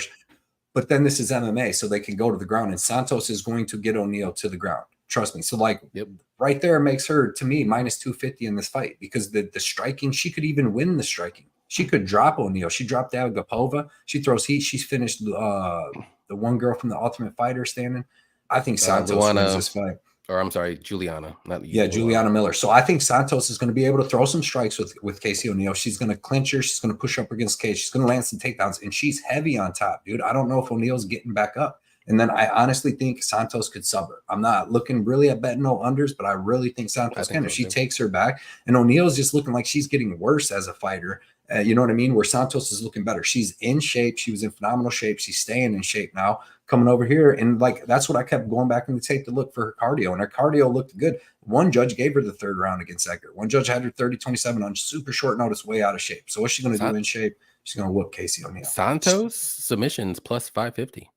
I like that. I really do. I think if she takes O'Neal's back, because she's doing a rear naked choke, switching arms. Most people are only going to do a rear naked with their dominant arm. When you see dudes that got all kinds of rear nakeds, they're doing it with both arms. Raul Rosas Jr. That fucker's rear naked choke sick the way he locks it in, but he's doing it with either arm. So yeah, man, I love Santos here. Santos and Kenan Song, I love both of them. I'm in. Dixon said Casey O'Neal's just Paul Craig with the snatch. Got the same eyes and stuff. That is hilarious, man. Let's see. It's funny. Let's see. O'Neal's not so bad. Not in striking for sure. Lipsky was easy money. I've been fading O'Neal, says Pick'em. Yeah, man. Physicality matters. Yeah. And they're both, that's the thing, is Luana's the same size as O'Neal. O'Neal's usually the bigger girl, like against Maya and they changed the name Procopio, but it's Fritz and all them. She's way bigger. Now this time, it's not awful. She throws heat. I don't think it's awful. I wouldn't say it's amazing. It's not going to be as good as O'Neal's, but it's not bad. It's not bad. Luna gets the OnlyFans boost. Dixon says it's the first. I ain't never seen a boost because she got an OnlyFans. Because the OnlyFans is starting to go crazy right now. You guys tell me she got an OnlyFans, huh? I did not know this. This is news. Just remember what Bruna Brazil did to Molly in Manchester. The power of the fans only boost is alive and well. I like that. I like that, Dixon. Yes, Santos. Yep. Yeah, minus 140. Shady, you got a great line there. Neo's not been no. Casey versus Chandler. Yeah. Australian Jiu-Jitsu. Yeah. Gotta watch out for it. You got to. Jackie Jenkins better have it. Scottish Jiu-Jitsu. Yeah. Do they do that? Is that Scottish Jiu? Is it just Brazilian Jiu-Jitsu? That's they're Scott. If they do it in Scotland, I heard. Puerto Rican judo. Puerto Rican judo. Got it. Hey, those Cubans are good at wrestling. I'll tell you that. Yeah. Olympics. Hey guys, I'm at work. Sorry, I'm late. What's up, Jumbo? DDP lock. What up, Jumbo man? Good to see you, dog. Yeah, let's go. DDP for the lock. Okay, that's going to be a good talk point. Everybody's on that. Okay. 229 sig strikes. Yeah, rolling. Yeah, she threw a lot, but Modafferi was hitting her back. Maya is so terrible. Barely won an Invicta. Yeah. She can defend wrestlers. That's facts. Casey. Defend your units. Keys, what up, man? Everybody check out Keys Real Talk on Twitter too, man. He's putting out all kinds of bets and all kinds of good stuff. Check him out. Defend your units is back. Real deal. Draw is due soon. Maybe O'Neal stick and move. Thank goodness for spandex that Santos should own. Yeah. Santos, she's all right. You know what I mean? My girlfriend's right outside the door. I think she's wild. The door. Girlfriend right outside the door. We just talk soft. Okay. She's all right. Casey has a big, yeah, she does. Yeah, I'm in. What round? I'd say second. Second or third. Second or third for the sub for Santos. I like that. I can't do that. Yeah, yo, not on TV. DDP money. No love. What's up, man? Appreciate you coming out, hanging out. Pick 'em DDP. Keys got the stat guy. Yep. So like I said, check out Keys Real Talk on Twitter, putting out good stuff. Let's go. Next fight's a real good one, man. It's in the men's featherweight division. We got Josh Kulaba versus Ricardo Ramos. I'm gonna start this one. You started the last one, right? Yep. So this should be a good fight. The first round is going to be really good. You got Josh Kulaba, smooth striker, dude. I love his switch stance striking. I like his kicks from both stances where he's teat and kicked into the body. He'll throw kicks up the middle to the face. Good boxing from both stances, and he's super tough, super durable, with pretty good cardio. Pretty good takedown defense. He kind of got held up against the cage a little bit versus Danny Silva, but I think Danny Silva would fucking put Ricardo Ramos down. But he got held up against the cage a little bit, but when they were striking after the first round, dude, he was doing damage on Silva. Like Silva didn't even want to stand with him at all, really, in the second and third round of that fight. But Kulaba's fought high level competition. He's had good fights with like Sung Woo Choi, Lerone Murphy, who's a beast, dude. You know, he's on a title run right now, and just well rounded. He's got good takedown defense. He's got a good get up game. He's got good jiu-jitsu. And he's a big dude, you know, 5'10", 73-inch reach. You got Ricardo Ramos, who's got okay striking. He's got some good spinning stuff that works on like lower level guys. He did hit Amin Zahabi with a spinning elbow like 7 years ago, and then he got Danny Chavez with one too. And good old Austin. That was a good card. He's got like good jiu-jitsu, but it's not world-class killer. He's got one sub in 12 UFC fights, and that was over Gregorio Gregari or whatever that dude's name was from like I think he was from Peru or something like that, but Chile. But Eduardo Gregori. Yeah. So that's the only guy he's subbed in the UFC. He's got like okay offensive subs, and then he's got terrible defensive submissions. What the hell, dude? He's got choked out in his last two fights. Julian Erosa and Charles Jourdain got him. He comes out, he doesn't want to stand much with guys, so he kind of freaking spaz wrestles. And even if you see him fight, like this is the reason that I think Josh Kulaba is going to beat him up, dude. Is because he kind of spaz wrestles. He did it against Bill Algeo, and I actually thought Algeo won that fight. He landed like 6 takedowns, but he probably had like 3 minutes of control the whole fight. But when they were standing, Algeo was landing decent shots. But I think Kulaba is way better than Bill Algeo. You know what I mean? People were just dumb with Bill Algeo, where they thought they all needed to come out and panic wrestle him. And even Brito, all them dudes come out panic wrestle him, TJ Brown and all that. And then they gas out and then he beat him up. But you just had to strike with him. Striking was never all that great. It's just that people would gas themselves out. He had a world-class get-up game. Anyways, here, dude, Ramos is going to come out. Kulaba is going to land some good shots on him because he's going to be a level above in the striking. Ramos is going to try to take him down. He's going to take him down. He'll probably get 1 or 2 takedowns in the first round, and Kulaba is going to work his way back up, and then he's going to land some good shots. And I think by like the second round, Kulaba is able to stop most of the takedowns and land the big shots because they're scoring damage over just grappling these days. And I don't think Ramos is going to finish Kulaba by submission. Like I said, Kulaba has never been submitted, and Ramos ain't submitting nobody in the UFC. Even lower level guys, he wasn't submitting. So, I think Kulaba beats him up. I think he stops most of the wrestling. If you watch Ramos versus Bill Algeo, he was slowed way down in the second round, but Bill Algeo really wasn't throwing much striking himself. Kulaba is going to be, and I think he can even hurt Ramos a bunch. So give me Josh Kulaba, and I think he wins a dominant decision. Yeah, I'm on Kulaba as well. I think he is the better fighter overall. Ramos can mix in the wrestling and grappling. He might get a takedown, like you said, or two, but I think Kulaba is going to be safe. He's going to get back up, and I think he's the better striker of the two, more technical. He's just as – I think he's a bigger dog in this fight. Ramos is a little crazy. He's a little too aggressive, and he makes very poor fight IQ decisions, and we've seen it time and time again.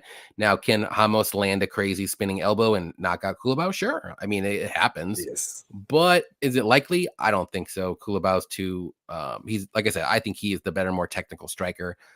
I do think he can get this. I think he can actually potentially knock out Ramos with a good shot later in the fight. So round 3 decision, I kind of like that play.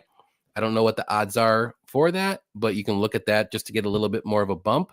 But the money line at -142, which is kind of going down right now again, but I think that's a great play. I think he's the better striker, and it's not even close. Like, more technical. He should be safe. If he gets taken down, he should be able to get back up. And Ramos kind of slows down. I don't think Josh will slow down. That's the thing. So Josh is good, dude. He should be able to win round 3. We saw how much of a dog Josh is in his last fight against Danny Silva. That was a very, very close fight. He got dropped, and he literally, I thought he was done in the first round, and somehow he got out of it.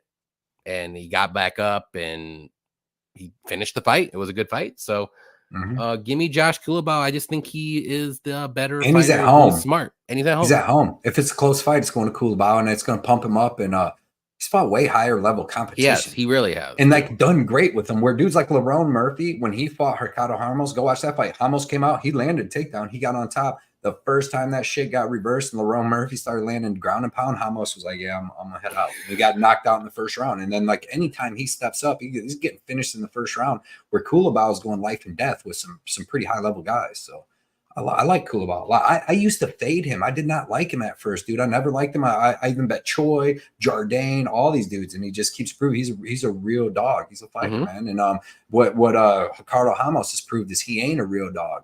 He ain't a real fighter. No, you know what I'm saying? So he can dish it out, but he can't take it. No way.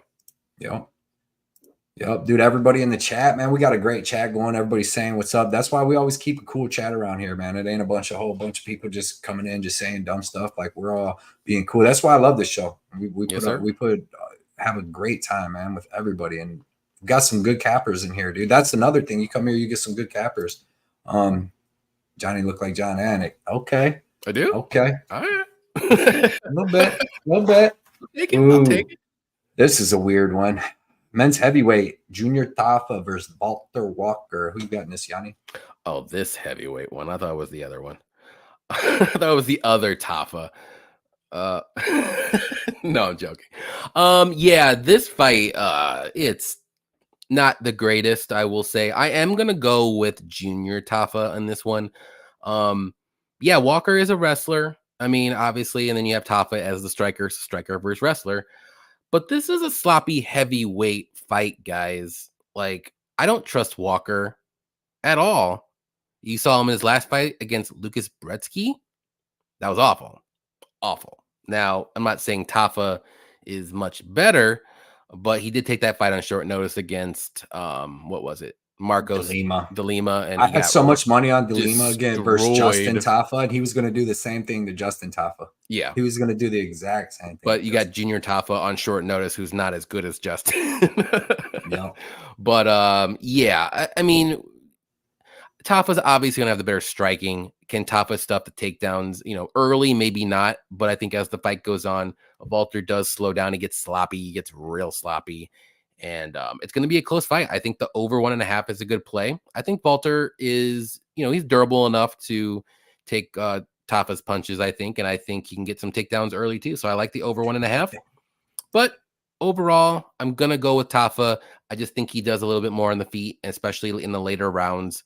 I just don't think Walker is going to be able to get that wrestling going enough to win the fight. So going to stay away. The only thing I would play, though, is the over 1.5. Yeah, man, this is classic striker versus grappler here. You got Tafa, who's got some world-class kickboxing experience. I mean, he's fought in like kind of high-level kickboxing stuff. He's been fighting probably his whole life, I imagine, with him and Justin being training and stuff, trained under Mark Hunt. And then I know they went to Muay Thai. They went to Thailand and did some Muay Thai and stuff together and stuff. But he's a striker. He's definitely different than Justin, where he's a lot more faster. He's got some pretty good kicks. He's got really good punches. He's got good clinch knees. But like, we haven't seen him fight really high level people. And the only one really besides, De Lima, which we didn't learn anything, was against Usman, who was able to kind of grapple him. Like, one thing I will say about just Junior Tafa is he's got pretty good takedown defense, like just initial takedown defense. But I mean, and if he's up against the cage, he does put up a good fight to stuff those takedowns. If he is out in the open, not he's so gonna much. And see, the difference is like Usman doesn't shoot a blast double and stuff. He was just pushing him up against the cage, trying to power him down. And that dude's strong as hell too. Yeah, but Walter Walker does shoot them takedowns like that. Like, even though he's tall and big, he does get down and shoot doubles and stuff like that.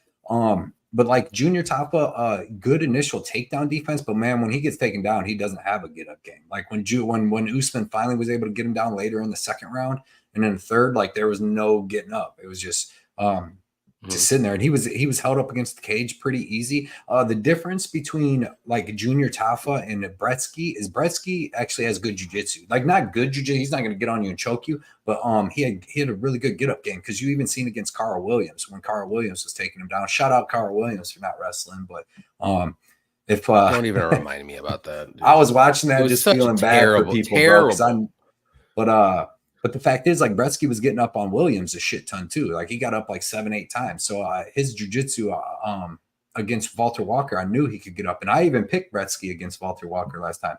But yeah, Junior Tafa's no jiu-jitsu and no getting up. But he does have like better initial takedown D. Walter Walker has okay striking. You know, it's kind of stiff. He's definitely not Johnny Walker. He's got like stiffer striking. He's got a giant head that gets hit a lot. He got hit against Bretsky and hurt a couple times in that fight. But he's got pretty good wrestling, dude. And he's got terrible cardio, but he's got pretty good wrestling and pretty good jiu-jitsu where he can hold guys down. Even probably, I mean, he's got better wrestling than Muhammad Usman, in my opinion. Like, I think that he shoots better. He's a bigger dude. He's 6'6", but I think he's a little stronger. The only fight where Usman showed any wrestling was against Junior Tafa. Right. And that fucking guy. Forgot about him. Thanks for bringing him Usman. Yeah, man, terrible. Terrible. You're right. Awful. So, but Walter Walker, yeah, he's to me, he's going to land takedowns in this fight, and he's going to be able to hold Junior Tafa down when he gets it down. When it's standing, it's going to be dangerous, but I feel like kind of like after the end of the first round towards the middle of the second, like Tafa might be a little tired too, just from fighting and working to get up. And you just got a big dude on you. Plus, like people said in the chat, Walter Walker looks like he's in a lot better shape. So this time I've seen pictures of him. He looks in better shape. And I'm going to take the grappler over the kickboxer that I don't think has foolish any grappling. So yeah, I thought you switched to that side for a while. Before I left, I thought you was grappler over a striker finally. I tried it, and it literally blows up in my face every freaking time. So I know now striker over grappler in a very close fight. Every freaking time. Okay. Because guess what? I did it last week against Carl Williams and fucking what's his name? Jonita Denise or whatever you want to say. And look what happened. Yep. Motherfucker gets lit up in the first 2 rounds and doesn't shoot a takedown to the third. I couldn't believe that. I couldn't believe it. I'm watching. It's called stupidity, Cody. I'm gonna say it. They did say. I'm still salty. Like, I did see a thing that they said that like maybe they told Carl Williams not to wrestle. They don't want boring fighters, right? But it's like, dude, who cares? Go out there and get the win, because if you lose, the PFL might not even want you, Carl Williams. But if you keep winning, the UFC cuts you and you're on a big winning streak, you're at least going to be able to go to the PFL. But if you go out there and lose in the UFC, you're going to lose in the UFC, and you're not going to go to the PFL because your Carl Williams is boring. But if you could just keep winning, maybe you get it. Here's the thing. You don't have to be boring when you shoot takedowns. Yeah, just ground. Just don't lay and pray. Yeah. Like, do stuff. Or learn some jiu-jitsu and start finishing dudes. Yeah. Like, get the ground and pound, get in half guard, rain some elbows down, get some stuff. If it goes a decision, cool. But at least you're trying. Don't just lay and pray and be, oh, I got the takedown. I could win this fight because that's the only thing I do. Yeah, that's fucking boring as shit. But that doesn't mean don't shoot takedowns. Yeah. What up, Aussie Fight Fan? Everybody go check out Aussie Fight Fan on Twitter too, man. Spelled just like that. He puts up all kinds of good information and stuff. Good person in the community for sure. Aussie. Yeah. Yeah, I picked Choi against Bill Algeo too, dude. Choi's good. He just had some tough fights and some weird shit happen. He's good. He's dead to me too. He's done. Yeah. Fight Talk only in the building. Said, oh shit, the boys are back. What's up, Cody, Johnny K, and Cody? What is up, Fight Talk only? Everybody check out Fight Talk only on Twitter. X putting out excellent stuff. The weekly the weekly fight, everybody picks a fight, community picks. Yes, sir. Thing is awesome. So everybody check him out, show him some support, because he hooks up everybody in the community, gives them free advertising all week, every week. So check him out. Next fight's in the men's welterweight division. Lejingliang versus Carlos Prates. And I'm going to start this one. This one's another tough fight to call, right? I'm going to go with Prates just because he's the younger up-and-coming dude. But, like, man, a lot of Prates' fights are predicated on finishes. Like, really, like some of them, like Trevin Giles, he was getting beat up till he got the finish. The Ratke fight didn't go that long. That was fun to watch, though, in Louisville, man. He freaking hit him with that knee. That shit. Do you remember what I told you after that fight? What's that? I will remind you. Go ahead. I was hammered drunk in the front. Well, I know, but I vividly remember telling you this, but go ahead. So yeah, man. But like the thing is, like Lejingliang's never been finished, and he's been in there with some tough ass dudes. So it's like, if Prates is losing this fight in the second round and stuff, is he going to be able to pull that finish off? But then you're like, Lejingliang should have beat Daniel Rodriguez, but like, if you're going, life or death with Daniel Rodriguez, are you going to beat Carlos Prates? So Jenkins, good striking, good powerful hooks. He's got KO power in both hands. Ponzinibbio, Santiago, Muslim Salikov, a lot of people, even Zaleski dos Santos, who's durable, put them guys out, man. He's very tough. He's got good counter striking. He's durable. Pretty good offensive and defensive wrestling. I don't think that's happening here. I don't really see him taking Prates down. Prates definitely isn't taking him down. So it should be a striking match. Carlos Prates, dude, is fucking built crazy. Built for fighting. I seen a video of him smoking cigarettes the other day. I'm like, what the hell? But dude's tough ass dude. Louisville somewhere. We was that in Louisville? Yeah, it was right after. It was after he fought. No shit. But which is that's crazy. But so he's got crazy Muay Thai. He's got them. He's built like a fucking spider. He's throwing them step in knees that are crazy. He's got good elbows. He's the southpaw. Throws that long straight left, man. And when he starts backing you down, he can finish you with anything, them knees to the body, all that stuff. So that's what's tough to me about this fight is like, is he going to be the first person to finish Lejingliang? And if he doesn't, is he going to be able to outpoint him? And like, he might be able to be the first because Lejingliang's fought some really good strikers, but I don't think he's fighting dudes that are throwing knees like that to the body. And that's the difference where you can punch somebody in the big, thick head for a long time and them not go out, but you start hitting them to the body. But you got like Salikov. We've seen Salikov still got good striking. He was able to put him out, put Ponzinibbio out, Zaleski dos Santos out, sidekick David Zawada to the body. But yeah, man. Other than that, he's not really fighting no good Muay Thai dudes that are throwing big knees up the middle. So I'm taking Prates, man. I don't know if he finishes him because Jenkins hasn't fought in 2 years. He had the split decision with Rodriguez. He's 36 years old now. Like there's just a lot going against him. Prates is a beast. But it worries me about him not being able to finish him. And if Jenkins drops him and wins a round and then the next round's close and then he you know what I mean? Like, because you can't just go crazy again. Lejingliang is a big step up from fucking Charlie Ratke and all that. So give me Prates. I just don't know if he finishes him. Who you got? It's risky. I will tell you, when Prates won, I looked at you and I was like, this guy is the real deal Holyfield. Oh, yeah, you did it. But I was still mad at the guy behind me, I think. You were? That guy. Bro, if I don't want to get kicked out of that arena, dude. Yeah.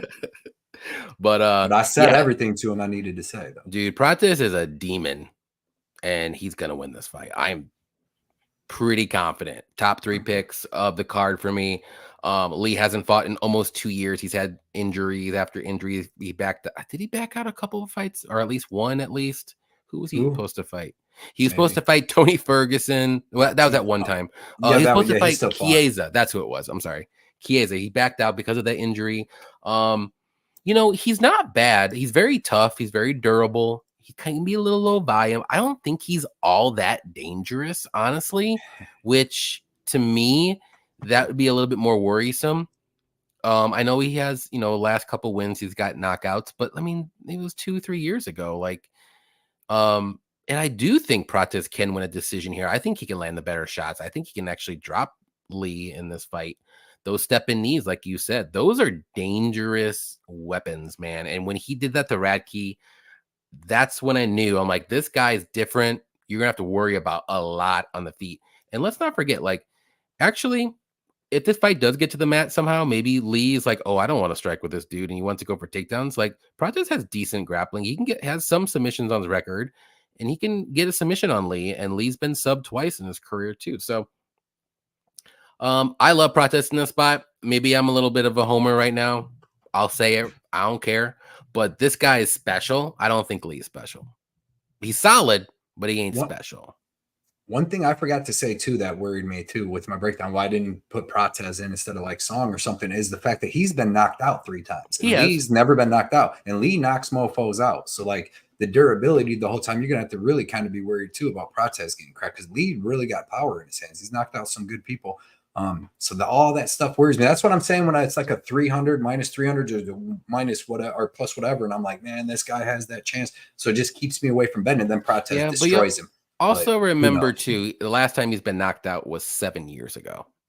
Yeah, true. He fought a lot of grapplers. Yeah. Do you want to say that chin is dusty? No, I don't want to say that chin's dusty. No, I think this dude's the real deal. This real deal Holyfield, man. Real deal Holyfield. Special. There we go. I'm not saying he's champion level, but this guy's top 10, top 5. The way you finish a guy that's never been finished is fucking knee him with that spider knee, right? I'm all over it. The line is getting wider. What is it? 340 minus 340. It's a huge line. I was worried when he was like minus 250. I like it. I like that line. I was all over it. But right now, it's a little 360. This is where I would cut it off. Get it now or not. Don't let it go anything finishing him or not. So what do you see on that? I think he can later, second or third round. If not, I think he can still win a decision. So I still think the money line's good. He's not finish dependent. I think Lee is actually finish dependent in this fight, and I don't think he's going to get it. Okay. That's just me. Derek Izzy says, I'm in Memphis for the next 3 weeks for work. Awesome to see you guys back together. I put a big bet on Prates. Let's go. Everybody check out Derek Izzy, man. Putting out excellent algorithm and stuff on Twitter. So check him out on Twitter. Give him a follow, dude. His algorithm's like 60% lifetime over a couple years. So, and I've been watching it every week. Like I've been talking to him for years. So check out Derek Izzy on Twitter. You definitely, it'll pay off. Kicked out. Oh, did you? What? And Louisville? That's what he said. I guess that's what he meant. Bro, I was standing up when fucking Gomez was beating. I was like, sit down. Yeah, he's like, hey man. He's like, sit down, man. And then for some dumb reason, I sat down. I'm like, what? I'm like, man, shut the fuck up. Sorry. I just got mad. Johnny had me drinking bourbon beforehand. I was like, sorry, he's a little crazy right now. Huh? You want to do your picks? You guys want some baby blood picks? Is that what we want? Duh. It's right before the main card. I got kicked out of that. See, and that's the only reason because I didn't want to get kicked out. So I just told you were smoking though. yeah. Mushroom is crazy, man. That's wild. Yeah, he was. He is special. He smokes cigarettes after he wins. He's done some shit in his life. He's done some stuff. Baby blood, what's up? Yeah, I don't know about all that, dude. You got no dang pajama, girl? What's up, baby blood? Oh, she can't hear you. Oh, what's up, baby blood? Hold that in. How's it going? So we back. We back. Are you back? Yeah. Are you back with some winning picks? Yeah. Let's go. Let's go. What fights you guys wanted to do? We'll do a 2-fighter. Well, we got to do the main event. Yeah. All right. Let's see. Go ahead. Show her the main event. Wait, let me. Let's do that. Mushrooms. Yeah. Who has mushroom? That's Dad's friend Mushroom. His name's Rob. He's funny. He's hilarious. It's wild. Mushroom. There we go. Like a mushroom. Look at her show us some personality. Let's go. There we go. There you she go. Just started first grade today, guys. She did good too. So love it. Mushroom. Okay. It was fun in first grade. Yeah. Was it? Was that your favorite day? No. No, I don't believe Not my favorite day. Did you have a good summer? Yeah. Okay. Holiday World was fun. Holiday World? What about North Carolina? What was that place? Cherokee? Yeah. Oh, Cherokee was fun too. What about kayaking? We went to an upside down house. Wow. Yeah. That's pretty cool. And like when you went to like the stuff to do, you had to go for like this like stair thing. It was moving and the thing was like going around and around. It hypnotized you, dude. It felt like you were walking and falling different ways. That's pretty cool. Right. Yep. All right, beauty. Who do you like in this fight right here? Choose wisely. It's getting picked for a while. I hear the knocking. Her pick for UFC 305 main event is Dricus du Plessis. That was the pick. What's the next fight? But he's screaming. He's screaming. We learned. You should have known that, Johnny. I didn't even look at the. I didn't look at the. Izzy's looking sad, like his dog just pooped in his floor or something. You want to do? He looks excited. He is. He's an exciting fighter. It's gonna be a good fight. That's a good pick. That's who Dad picked. Yeah. Let's do the women's fight. O'Neal and Santos. Why not? O'Neal. Okay. Dang, I got a bet on this, Yanni. I don't think we've ever done a woman's one. No, I don't think we have either. We have before. Okay. Well, I'm proven wrong. Okay. Hold on. I'll let her pick on the screen. It's on this, but I make it bigger on my computer. Right. That's fine. Who you got in that one?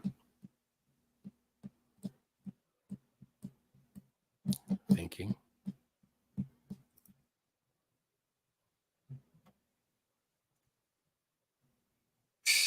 Ain't no way, boy. Casey O'Neill. Shouldn't have her pick fights we bet on. Okay, so you got O'Neill and Dricus du Plessis. We're going to do one more. Is that all? If you want, yeah. Let's do Kai Kara and Erceg. Oh, I know. She's going to pick here. She already picked one before. What did these before? Yeah, these guys are fighting. Who do you think's going to win this one? Hmm. Johnny set this one up. Hold on, let me make it big. Erceg. Steve Erceg. She picked him against Pantoja too. That's not the three fight parlay of a 5-week win or 3-week winning streak. All right, that's what it is, man. Tell everybody, say thank you. Them's the picks. Good picks, baby blood. Say no tape. No tape study. Tougher. I think these one of these bets are gonna win. All three of them's gonna win. Beauty. All of them are gonna win. Make some money. Thank you. You did good, girl. You did good. Good night. It's good. That's good. Let's go. All right. So I think I'm gonna Did you pick against all of your picks? I might have to go. No, I picked DDP. Okay. DD because I want to stay away from. I don't like jinxing my own bets. I might have to go DDP and Erceg. My Stephanie watched some movie and calls him Erceg. Yeah, Erceg. So that's probably who we'd be going. DDP and Erceg. I hate to go against my bet.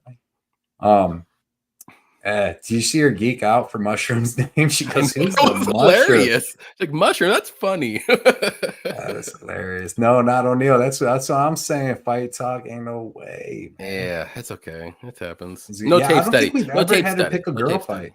No, we haven't. I don't think so. Because a lot of them just aren't worth it. Baby, but okay, DDP and O'Neill, no Erceg in it is plus 337. I'm gonna put in. You know what I'm gonna do? Use my own money to go. I'm just gonna bet Erceg because I don't like the other two. Hey man, I don't mind you. All right, so you a little tip on who's gonna go. There you go. Next fight is in the men's lightweight division. Mateus Gamrot versus Dan Hooker. You get to start this one, Yanni. Yeah, wrestler versus striker. Clearer. I am going with, and I don't think. Okay, so I know I say I always like to go with the striker in a close fight, but I just don't think this fight's going to be that close. I think Gamrot is going to chain wrestle Dan Hooker. And we've seen Dan Hooker, be pretty good against solid grapplers and wrestlers, but Gamrot's a different demon here.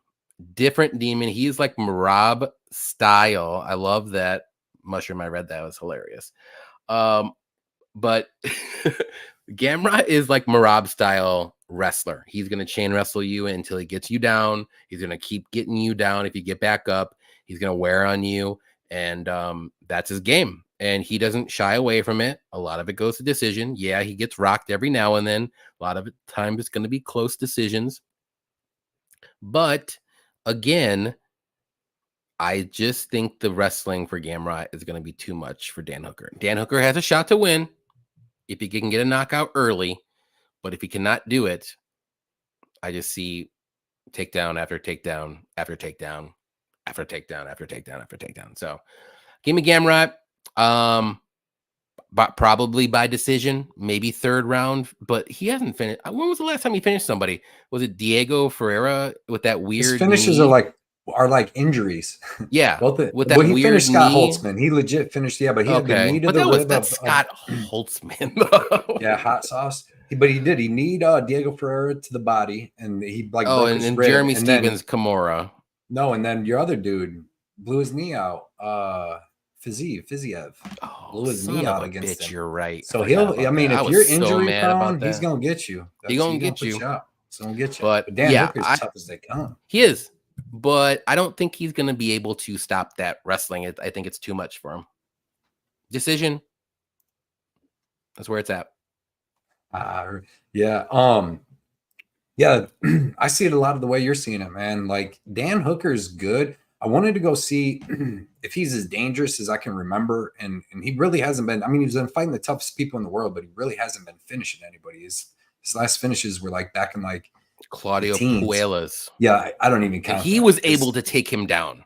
Yeah, he was able to take him down, holding on. He has no striking whatsoever, and he can't even take a kick, and he kind of just quit once his game didn't work. But the last one before that was like fucking Jim Miller and them back in the day. But the thing is Dan Miller does have good stepping knees. He finished Jim Miller. He finished somebody else good with it. And then he also hurt Gilbert Burns with one and finished Gilbert Burns at 155. That's when Gilbert Burns went up to 170 after that fight. This is like 7-8 years ago. He's taken so much punishment and just so much stuff since then. That Poirier fight took years off his life. And he's just been in there. The Felder fight was crazy back and forth. He's, to me, I mean, all right, so Gamrot, we already know, has great wrestling, great single leg takedown. His striking's improving. I don't care what anybody says. It's looking better. He's got a good right overhand. And that's what he uses a lot. Yeah, he's not going to win with striking, but he's not like, if he has to stand up, he's not just going to get messed up. True. Against Fiziev, he wasn't looking terrible. You know what I mean? Like, and it's definitely improving from when he first started. Good single leg takedown, good grappling. It's weird. He's got like a black belt, and he's been in like grappling tournaments, but he usually doesn't have the greatest like grappling. Like, he don't get the hooks and just hold people down, but he is fighting a lot of other really good wrestlers. I mean, he's fighting Arman Sarukian, Guram, just other good wrestlers and jiu-jitsu guys that are able to get up pretty quick. Benio Dariush, people like that. But he's been looking better and better every fight, in my opinion. Who was the last fight? For some, I don't know why I just drew a blank. Was it Dariush? No, it was no, it wasn't even Jalen Turner. I thought he had another decent fight where he dominated somebody else. RDA. Yeah, RDA, he got hurt early. He gets hurt a lot. He's been dropped a lot of times, but I heard in your video he gets back up. Yeah, that's the thing that worries me, is because like Turner was a really tough fight for him, and Turner slows down. But when they were on the feet, Turner was hurting him. But I feel like Dan Hooker actually has better grappling than Turner. Like we've seen in their fight, like towards the end, I think Hooker was getting on top and using some grappling. But like, I don't know if he has better grappling, but like his grappling's about the same. You've seen Turner and Hooker go back and forth, but I think Hooker has more cardio than Turner. So, but I don't know if he's as dangerous on the feet. You know what I mean? So there's give and take. So I'm going with Gamrot here. I think that he does just grapple Hooker. Hooker's not as dangerous, but if he hits him with one of them stepping knees, dude, if you watch his fights, Hooker's got a crazy knee, dude. And if he hits him with that stepping knee, it's going to be game over. But I got to go with Gamrot, getting the takedowns. If you're going to bet him, you can go by decision. If you're going to bet Gamrot, then you might as well, you could just bet either him by decision or bet the over 2.5, because it's cheaper than just betting him. And I don't see him finishing Hooker. So unless he hurts himself. He's been pretty stable and with injuries in the cage. So, but yeah, that's what I got. That's what I got. I like it. Shady said Gamrot -150 decision. Sub is 450 to hedge, and that could. I mean, he could hit him with the sub. Gamrot wants a finish so people recognize him to get a title shot. Yeah, I'm drunker than you guys are. I'm on beer number 4. So beer number 4. I'm on that. I'm still on that first Mexican Coke. Oh, you're high as hell.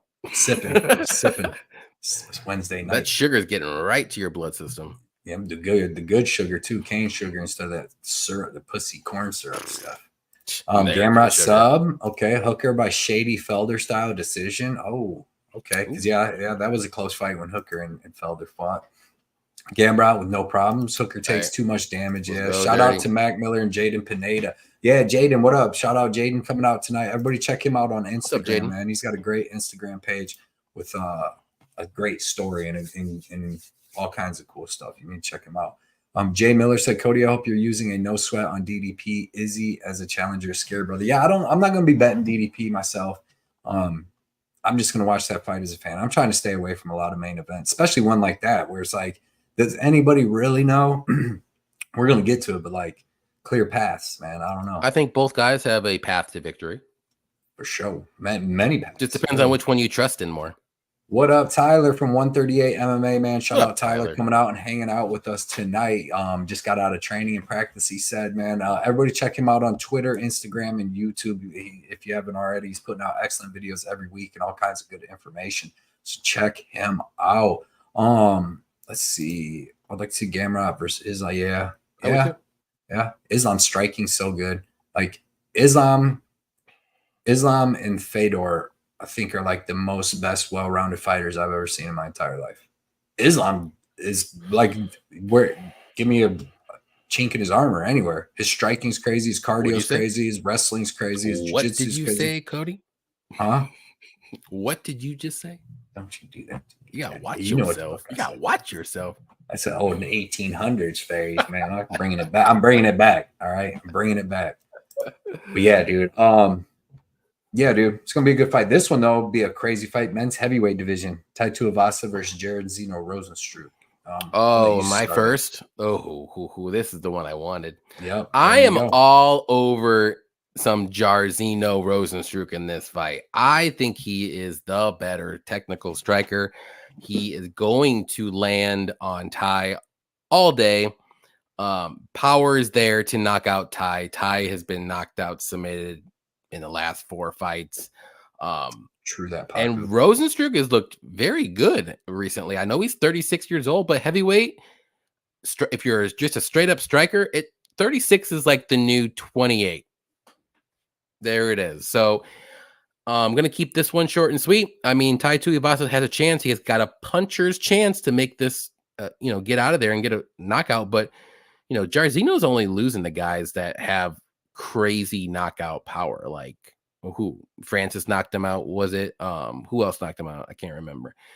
I don't think Tai has that knockout power. And it's just technically on the feet. I don't think he does.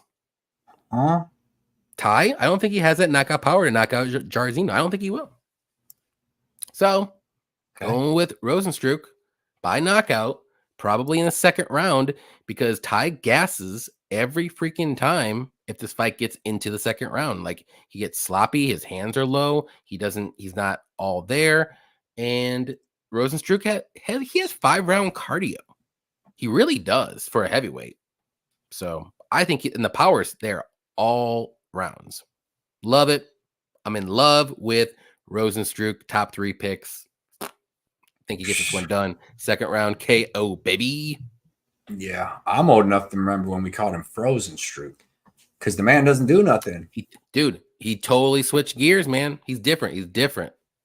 Well, Gaziev went 4 rounds with him. Freaking wrestler. Well, you can call we don't do shoeies for a reason, Cody, because there ain't no shoeies to do. He's losing. What the? Jeez, that's harsh, man. Shut up. Tai Tuivasa. I like Tai. He ain't bringing that back. That shit's gone. So listen. That's why we don't do shoey bets anymore. In Australia, you better watch out. He ain't coming. He ain't doing it. The thing is here, like, here's a crazy take. Like, I think this fight could go the distance. It could. Even, because, first off, you got something to say, Johnny? If it goes to decision, you know who's winning. The guy throwing more volume, right? The guy who's going to be landing the better shots because the other guy does not have striking defense at all. And who's a better counter puncher as well. Yeah. The thing is, I think this could be a more boring fight. I think this is classic Rozenstruik fight. I think that that Ty's been knocked out a lot, and he's not going to want to come out and just going, hey, crazy. You know what I mean? Throwing all these punches and get knocked out by Rozenstruik. And we know Rozenstruik will sit there and circle the cage with you for 5 minutes and not throw a punch if you don't win a decision. But then when they fight, like Ty's, I mean, he's pretty durable, dude. He's getting fucking knocked out by 6'7" monsters like Pavlovic and Volkov. I know he's not 6'7", but them are monsters, dude. You're gonna say right now that Rozenstruik is not like the top 3 power puncher in the heavyweight division. No, Volkov punched his brains out. Tom Aspinall, dude, he's got 13 knockouts in the heavyweight division. Volkov knocked his head off. You got yeah, but them ain't in the UFC. He couldn't even knock out freaking Gaziev. He's got 8 KOs in the UFC. Gaziev was out of breath 3 minutes in, dude. And he went 20 minutes with that. It's still a KO, and he was landing some good shots. I mean, he knocked out Chris Dawkins. I'll give him that, and Gusto Sakai, which that's a goat move. But other than that, I mean, I don't know, man. Dude, I couldn't believe I had so much money on Alistair Overeem when this fucking dummy punched his face off with 4 seconds left. I was so mad in the 5th round. You're just still salty, and that's why you're going against him. I see. That's what I'm doing. Like Rozenstruik, he really doesn't take unnecessary risks unless he's going after Chris Dawkins, right? I think he comes out, he's waiting for Ty. Ty don't throw that much stuff, but then I think that because Rozenstruik ain't throwing crazy combos either. He's trying to counter you with a couple decent shots. I think that this fight goes long, and I think that Ty can win this fight, either landing a big shot on Rozenstruik and put him out, because we've seen him get hurt and put out too, and or just beating him in a volume kickboxing fight where Rozenstruik's waiting the counter and Ty's just hitting landing big leg kicks, good punches. Ty's still 31 years old. Dude, he's been getting beat, but by the best people in the world. So I'm going to take Ty. I think Ty could knock him out or win a decision here with volume. Ty throws a lot more volume. Hits a lot harder. I've never been high on Rozenstruik. He's fighting not good people, and that's what's making him look really good. But we can all remember when he was just taking ass whooping after ass whooping. Dude, he's fought great people. What are you talking about? Chris Dawkins, Jailton Almeida, Shamil Gaziev. He fought Francis Ngannou. He fought Cyril Gane, Curtis Blades, Volkov. Yeah, that's when he was taking them ass whoopings. That's what I'm saying. It doesn't matter. But now he comes back and I forgot. Ty beat all of them as well. I forgot. Sorry, guys. I mean, he puts out Chris Dawkins. He loses to Almeida. Who's Ty beating? All them guys. Okay, he beat Augusto Sakai. Oh, he's the GOAT. Forgot. So I mean, I'm just saying. Who else beat Augusto Sakai in round 1 by knockout? Ty and probably your boy. Yeah, boy. But you know who didn't? You know who didn't? Your boy Dante Mays. Remember when I won D1? You call him D1. He lives right down the road. I was all over Gaziev in that fight. Let's go. Loved it. But hey, everybody check out MMA Jesus 420, man. Appreciate the shout out, MMA what up, Jesus Dev. Check them out on Twitter, Instagram, YouTube, everywhere, man. Dev, tell this fool that Jair Rozenstruik is gonna get that KO. You got that much faith in Jairzinho Rozenstruik. Jairzinho Rozenstruik. Whatever you want to call him. You're gonna be so mad when that man throws 13 punches. Shit. He's gonna go in there, but he's gonna try to get the crowd going, get that shoey. He wants to feel that love, and guess what? KO is coming with that counter, baby. Ain't no way, boy. Ain't no way. Rozenstruik decision plus 850. Give me the non-alcoholic. Ty's chin's dusty. Ty's been in Dubai, bro. They ain't got no alcohol there, I don't think. Dude, Ty's been working on his brewery. He doesn't give a shit about fighting. Listen, bro, you should not have that much faith in Jairzinho Rozenstruik. Nobody should have that much faith in Jairzinho. How do you have that much faith in Ty? Oh, I don't, but I'm not going to put no faith in Jairzinho at minus 230. That man was just plus 360 against Gaziev. Dude, and let that Chris Dawkins win for you. Easy money. Max bet Ty sub. This is going to be the fight. This is going to be the fight. Men's flyweight, Kaikar France versus Steve Erceg. Who started the last one? You did? Yeah, I did. So this is a good fight. This is a tough fight. When I broke this fight down, Kaikar France was plus 190. I told people on my Patreon, I'm like, man, I should bet that. But then I didn't, and then it dropped down. Because it was going back up. So why bet it? It was like plus 180 when I did the breakdown. I woke up the next day, it's plus 190. I'm like, we'll see where this goes. And then you wake up the next day and it's plus 140. You're like, dang. But Kaikar France, man, I thought he beat Amir Albazi. He's a veteran. He did beat him. Yeah, he's a veteran. And Amir is just as good as Steve Erceg. You gotta get Amir is good, man. Well, Kaikar France, 31 years old still. It seems like he'd be older, you know what I mean? But he's not. 31. Coming off the injury, hasn't fought in a little over a year. Because he got injured after the Albazi fight. But he's got super fast movement. He moves really well. He counter punches. He can mix in a little bit of wrestling if he needs to, but he really don't. Super scrappy, great cardio, good defensive jiu-jitsu like he was showing against Albazi, and just hits hard, man. He's got some decent knockouts, knocked out Rogerio Bontaran and a couple other people, and had some really good high-level fights, man. It's just been looking really good. He was looking good against Brandon Moreno. He was winning that fight till he took that body kick in the 4th round. He had Moreno's eye busted open, was killing him with the leg kicks, and that's what I like here in this fight. But he's just really well-rounded. I like his speed. I like his power. You seen what he did to Cody Garbrandt. So, he's got good power. Super scrappy. Steve Erceg, man, well-rounded fighter, just fought for the title. That was 3 months ago, and he had a very good fight. Yeah, it was an excellent fight, but he had a very bad weight cut for that, and now he's just fighting a couple months later again. He's good, dude. He's got good boxing. It's really technical. He's got a good left hook. He's got a good straight right down the middle, good uppercuts, pretty good offensive wrestling and pretty good defensive wrestling and good jiu-jitsu, unless he's fighting Pantoja, who's just freaking demon. So good at wrestling, dude. His grappling, it's not even just the wrestling, but it's his control, because he controls people that usually can't be controlled on the ground like that. Like Erceg, he's not even that big. He's a smaller flyweight. It's his technique. It's his technique, because he gets on him, dude, and then he takes mount, he takes side control, and the only like I was watching the things, like the only way he gives you to get out of what he's doing to you is give up your back. Now I got your back. I take your back. All right, you want to get out of that? I'm going back to mount. Like he's fucking so good. He's great. We can go all day on that one, but yeah, I mean, if you want, I got time. No, but he's an excellent fighter. And he's super durable. He's got really good cardio. He can get hit. He can get dropped. Costa hurt him and dropped him. David Dvorak had him hurt in the first round of the fight. Pantoja hit him with some good shots, but he ate him. But in this fight, when I'm doing my breakdown at Kai Kara-France plus 190, I got Kai Kara-France because I think he can win this fight. I think this fight's like 55-45 for Erceg, right? Because I like Erceg's forward pressure. The reason that I like Kai Kara-France is his style. Erceg's is forward pressure. That's what he does. He's cutting off the cage, he's coming forward. He doesn't care the damage you hit him with.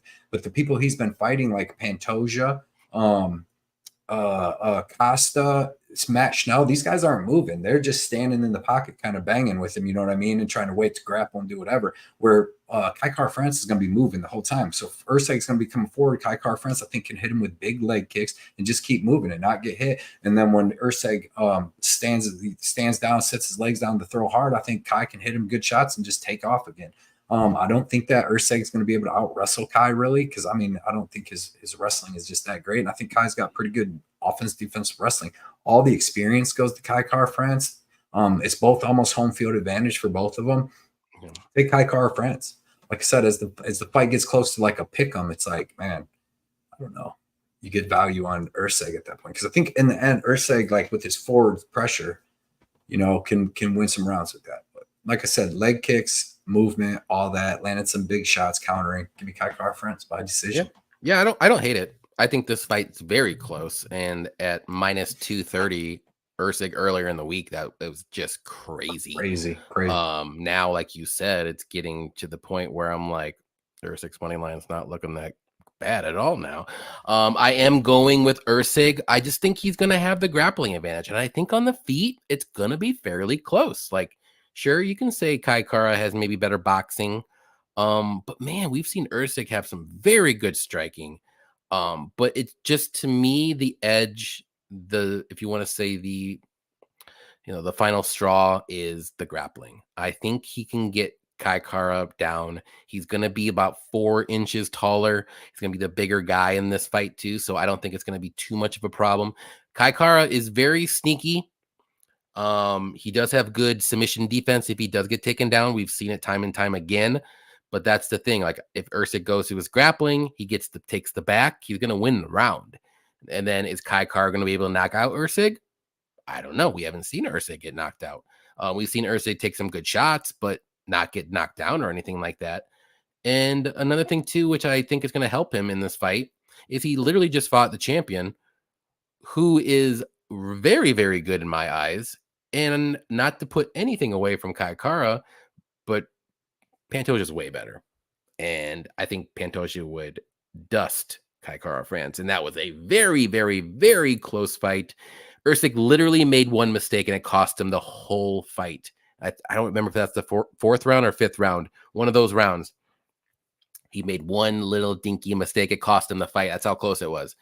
So give me Erceg. I think he gets this one done. It's going to go to decision, I believe.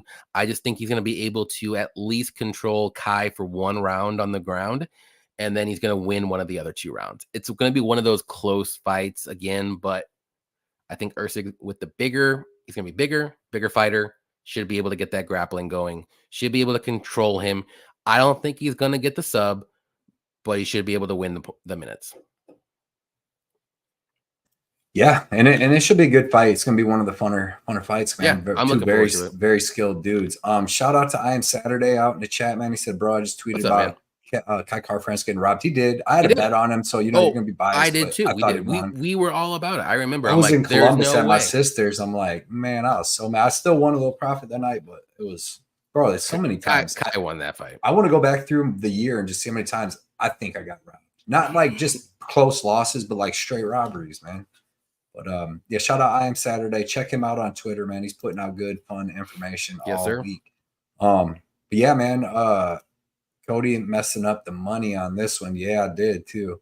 Cody is picking like he woke up in August 2023. Oh shit, John. Damn, Johnny News. Whoosh. Whoosh. Okay. You are. You think Ty is this next champion? Ty and Kai, baby. Ty and Kai. Ty and Kai parlay. Yeah, man. The Kai Ty parlay.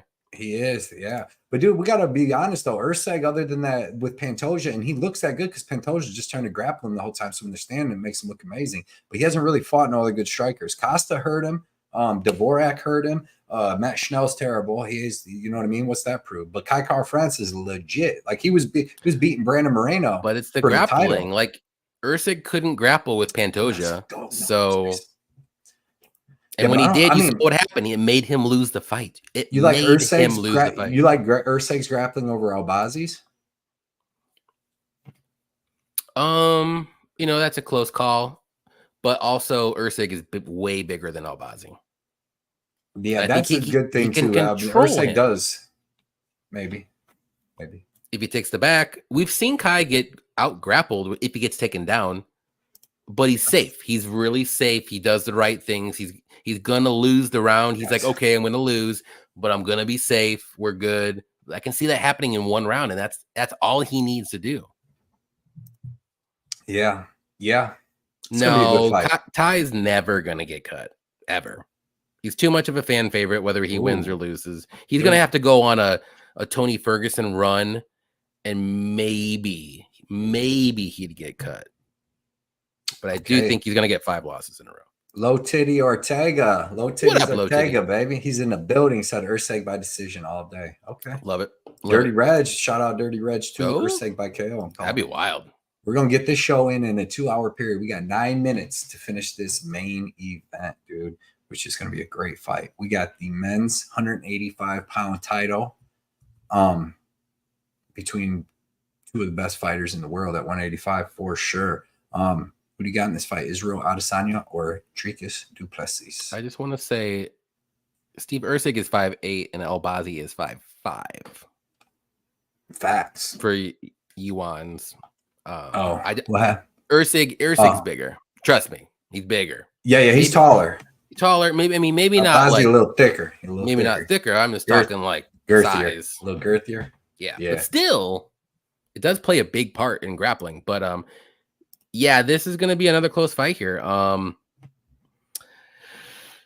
We were talking about it earlier. Like both guys have their path to victory. I think, obviously du Plessis needs to get this fight to the mat. Can he strike with Izzy? I think he can. I do think Izzy is the better striker, definitely. Izzy's going to have to use that takedown defense. It's just how you see the fight playing out. Like, I don't blame anybody for picking their side here. But what I see happening is, maybe du Plessis will look good early. But I think as the fight goes on, I think Izzy's going to get into the groove. He's going to start picking them apart.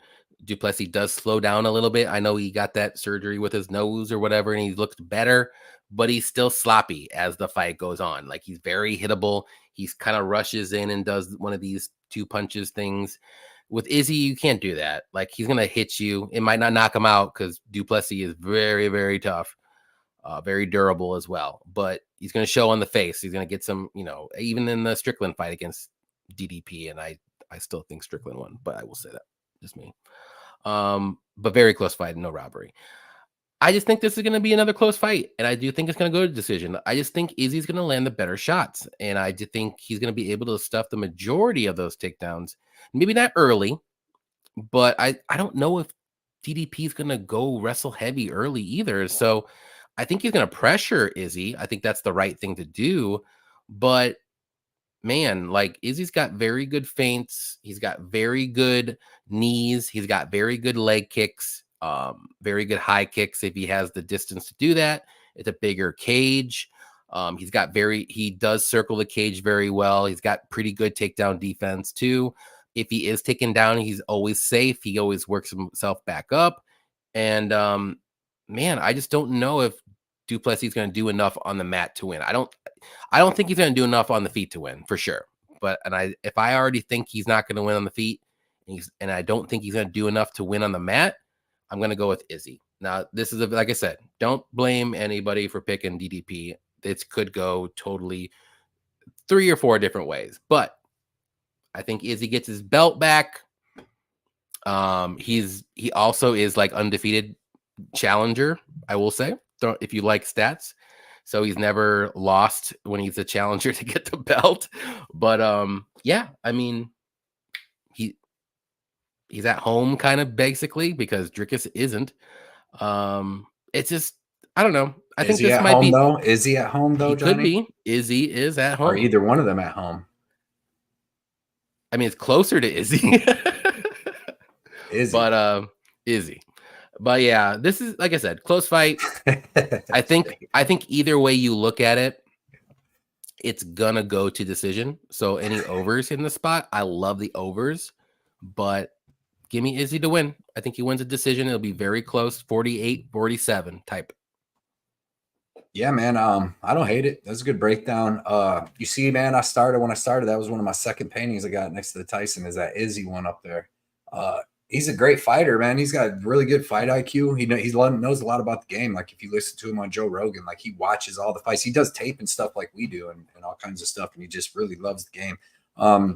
Like one of the best to ever do it by far. One of the best fighters I ever seen fight, like, you know, for all them years. Crazy kickboxing. It just depends like which Izzy you get. Sometimes you get an aggressive Izzy when he's coming out to prove something. And then sometimes you get the one that lays back and just like against Cannonier and will let you do whatever. But he's got powerful leg kicks. He's got crazy power in both hands. Like when he leans back, like when Whitaker in the first fight came at him and he just leaned back and hit him with them power hooks. If you get aggressive, he even did it to Pereira. Yeah, twice. He almost put him out in the first fight. Mm-hmm. If it wouldn't have happened with like 4 seconds left, he would have put Pereira out. For sure. 2-0 against Pereira. Right. And if you can hurt Pereira and put him out like that cold, and if you can hurt Whitaker and put him out, I mean, I'm sure you can put anybody out in the world, but like crazy power in his hooks, obviously great movement. He's always like leaning forward, got his knees there, ready to do whatever, man. He's just a great fighter. He's tough as they come. You know, you've seen in the 5th round against Calvin Gastelum, he's like, I'm ready to die right now in that close fight. And he came out and beat Gastelum up. That was a long time ago though. 35 years old, said he wanted to be off, take like 2 or 3 years off after his fight with Strickland. Said he wanted to get 8 months. Yeah, said he wanted to get a lot of stuff together in his life and all that, and just, you know, took 8 months off. I'm sure they offered him some money he couldn't refuse for this card, but I mean, it would have been just. I mean, you wouldn't. Well, if it's for the belt, he's gonna go for it no matter what. That's what he wanted. Yeah, he probably thought he wouldn't be ready for the next fight, like as in like he wasn't next up in line. Right. So he's like, I'll take a couple. Well, he's only next up in line because he's in Australia. It's in Australia. I mean, if they would have been in Vegas, it would have been Strickland versus DDP again. You know what I mean? I think. I think it should have been Strickland because that fight, like I said, I thought Strickland won. It was very close, and I think they should have ran that back personally. Oh, they should, and they probably will after this. Strickland said he's waiting, so which I don't blame him. No, not at all. But Dricus du Plessis, man, like I've been high on this dude and low on this dude. Like when he first came in, I'm like, he's a beast, but he's so sloppy, but he finds a way to win. You know what I mean? So then I just started betting him, auto bet. I was betting him against Darren Till, all them, and I'm like, Brunson, all them. Tavares, everybody. I'm holding my breath like, dude, this dude sucks. And then you're just like, eventually he just gets going, dude, and beats the shit out of people and just forces his will on them. As durable as they come, you know what I mean? Like we've seen him get hit with big shots. The only person I seen really like hurt him a little bit was Brad Tavares, and he didn't really hurt him. He just hurt him and he took like a weird shot at him, but it wasn't like he's been dropped. I don't think anybody's dropped him, right? Has he been dropped? Not in the UFC anyways. He's had some sloppy ass fights with like Till and Brunson and them, but like I said, he wins them in the end. And then now he's got his nose fixed, man. He's going 5 rounds with Strickland, beating up Robert Whitaker like that. Like that's eye opening. Like Dricus du Plessis is a fucking big middleweight. Like he's huge, dude. Like he could go up to 205 and probably do some damage. Cause I mean, he's 6'1", but he's just thick as hell, you know, and that's a pretty big dude. There's dudes smaller than that. Like Cannonier used to fight a heavyweight and he's like 5'11". And like, he's just built like a tank, right? And his grappling, like I can't tell if it's good or bad. You know what I mean? Like he's taken Strickland down. He took him down 4 times. Strickland has good wrestling and a high-level black belt, so he was able to get back up pretty quick. He didn't get much control time, but he had good timing on the shots. And then obviously hip toss, judo toss, Robert Whitaker at the end of the first round, landed all them elbows and like put it on him. And I think that's really what kind of helped melt him for the second round. But man, he's got good striking, comes from a kickboxing background, but he's obviously got pretty good grappling too. And on top, he's a savage, dude. He's going to try to choke you. He's going to try to elbow you. And the thing about DDP, he doesn't give you a second to think about nothing. You know what I mean? He's just always trying to finish you at all times. And he's going 100 miles per hour. This was the toughest fight to call for me. That's what I'm saying. I don't know, like either side bet, neither person is like I feels confident because like to just see like a clear path to victory. I don't really see it there. Like for either person, like obviously like Izzy, like keep it standing and just strike with him and win. But is he gonna? He just got dominated for 5 rounds by Strickland. You know what I'm saying? Did he lose a step? Did he have a bad fight? What's going on? People are saying alcoholic outside the cage, all that stuff. And then you got DDP, man, who it's kind of like Santos and what's her nuts? O'Neal for me, where even if they stay standing for the whole 5 rounds, Jenkins can probably do a pretty good job. You know what I mean? And like maybe not even lose a 5-round striking match. But then if anybody's going to mix in grappling, it's going to be him. Yeah. And that's what you would kind of want to do anyways out to Izzy. You don't want to have no clean striking match with Izzy. You want to come in and strike with him and try to mix in grappling just to weigh on him and stuff. But I've watched a ton of stuff on Izzy where he's shown great takedown defense, especially at 185. So it's like, man, there's so much going that like I'm picking DDP. He's the champ. He's younger. He's got all the freaking momentum in the world, but I am not confident on it. Like, because I could pick DDP. He comes in throwing these crazy shots. I can see Izzy leaning back, going with fucking Hook City and putting him out. Or I can see Izzy, like, you know what I mean? Because if he wasn't coming off such a bad look, dominating loss to Sean Strickland like that, because that's what's that line would be -200. But you know what? You know what I'm going to say too? What you can say, but he isn't near as old, but he's a talent like that. Is like me kind of wrote off Max Holloway. Like, because he was having some close fights and he's getting beat up by Volkanovski. So it's like, man, as he lost it a little bit and he showed, no, Volkanovski just had his fucking number. Like, it's just weird, he's little and fast. But give me DDP just for the fact that I like the momentum. I like a little bit of grappling upside. He was the underdog. I don't know if he still is now, but not really confident. I won't be betting. I'm not going to bet the main event this time. Not even the round props, because them are tough too. It could go over. It could go under. Well, you like that. You like that over, I love the right? overs. Okay. But dude, I don't know. I love the overs up to 3.5. If there is a late finish, it would probably be, it's probably going to be late. But right, but with Izzy, when he's going over with non-dangerous dudes that aren't like he's going over with like Cannonier, who wouldn't throw nothing with him, Vittori and all them. But when he gets dudes like Robert Whitaker, Paulo Costa, them kind of dudes that come at him crazy, he fights aggressive and puts them out. Alex Pereira, you know what I mean? He gets aggressive too. So it's like it's scary for that over under. And DDP obviously could do some shit. He hits hard. But we've seen DDP too, like in the Strickland fight, especially, like he tried to get a little too aggressive with him, and then he started slowing down. He's like, okay, I gotta I'm getting hit too much. Like I gotta slow down and like pick my spots. I can't wait for this. It's like I really think, the game plan's out. How to beat Izzy, but does DDP have that style? Like, I just think he's too hittable, though. That's the thing. Like Strickland looked great because he's not very hittable at all. He's tough to hit, and DDP's not. Yeah, I think he can get clipped. Not to say that he gets knocked out, but I think he can get hit, touched up. He's going to show some damage. He showed some damage in the Strickland fight, and it's just not going to look good. Like, Izzy's a very good striker, and he's very hard to hit too. Pereira was able to knock him out, but it took him up against the cage. A lot of leg kicks to slow him down. Like, Jenkins isn't doing that. He's not even remotely the same fighter, though, like at all. Yeah. And I think also too with Pereira, Pereira has the mental game on him. There's just no way Izzy's gonna ever beat Pereira. It's already mind. It's in his mind. This one, on the other hand, is different. Yeah, I like them shorts. So, yeah, both of them are pretty cool, though. Yeah, all the new shorts. It's fucking awesome. They were bland for fucking 5 colors for 32 years. Back in the day, though, they used to be able to wear their own stuff, and it was pretty bad, too. Like, remember what Dennis Holman came out? He wore, like, fucking Speedo underwear. So he lost the bet, Superman, but Dennis Holman. Somehow that dude fucking beat Matt Hughes before back in the day. Crazy stuff, man. Wow. Bro, this is a good, fun show. We came back. We got it done in 2 hours and was able to talk with the chat, which is freaking awesome. Don't forget. What's that? Did you forget already? No, we're going to show bets. We're going to do that. Okay. We're going to do that. All right. Don't leave. Don't leave. That. Who you like for the show bet? I like Kanan's song, dude. We're already on that. That was one play. I already told you. I'm like, we should totally do that. Totally. Then we just got one more to go. So you said you liked Ty? I do not like Ty at all. What is Santos? Yeah, I mean, we don't. If we want to get plus money, I mean, we only need like a minus 360. So what do you like? You like Johnny? Are you super high on like Gamrot? You like the Gamrot over? Do you like the over 2.5? I like the over 2.5. That's a plus 109. I don't mind that. Do you like? I'm trying to think of what stuff that we're both on. Would you say you said under 2.5 in the Jenkins fight? That's what I was just gonna say. That minus 330. That'll be plus money. Yeah, bro. There's no fucking way that goes 2.5 rounds. I There's no way. That's a gift. Yeah, because either that keeps Burns games works or Jenkins, and Burns on short notice.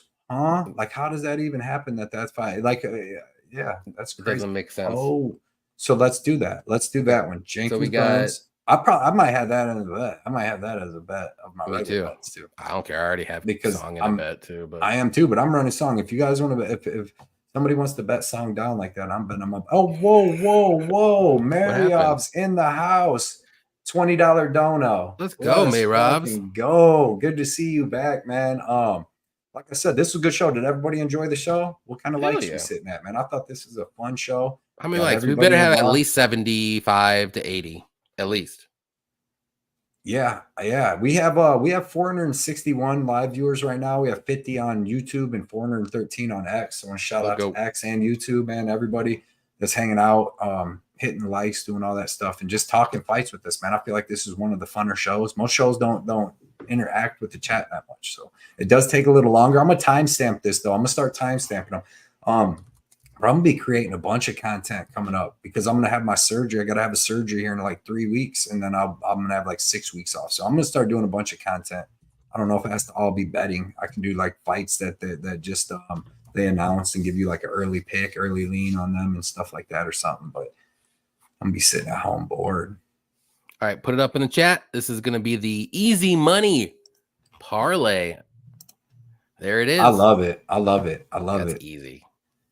Yes, sir. Let's go. That's a good one. So we gotta do our risky. We gotta do a risky one though. Yep. Shady said, "Nice seeing your quad baits back together with the usual suspects." This is a fun ass show, man. This show got my blood flowing. Real fight. Let's go. That's good because when he gets off, you know he's catching a 2-piece from the fiance. That's for sure. Smash the like.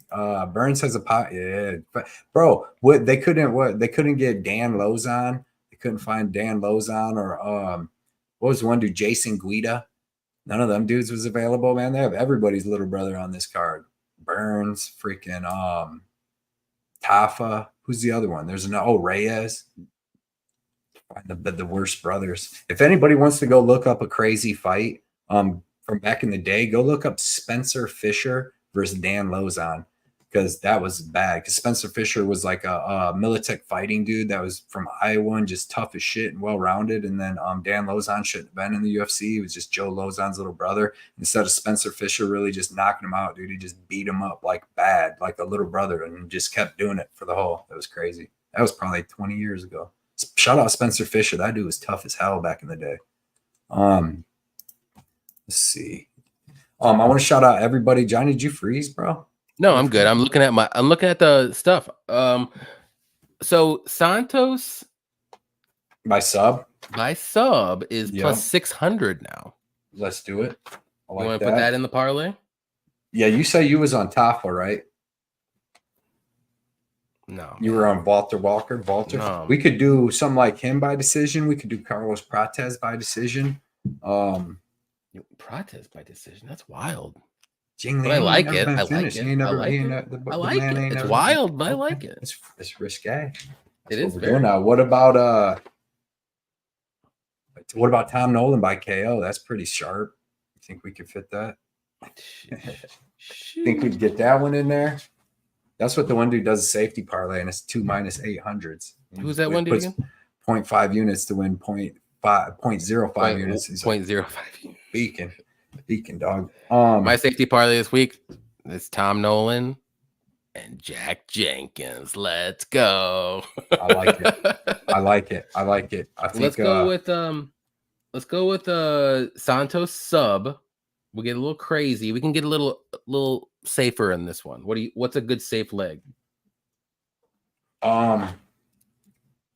For a safe leg for a crazy parlay. Yeah, because we already got plus 600, so we only need like maybe like a plus 100. What's Prates by decision?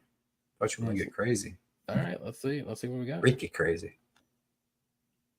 We got there. Let me get to it. It's taking forever. Come on. What you on? Dial up.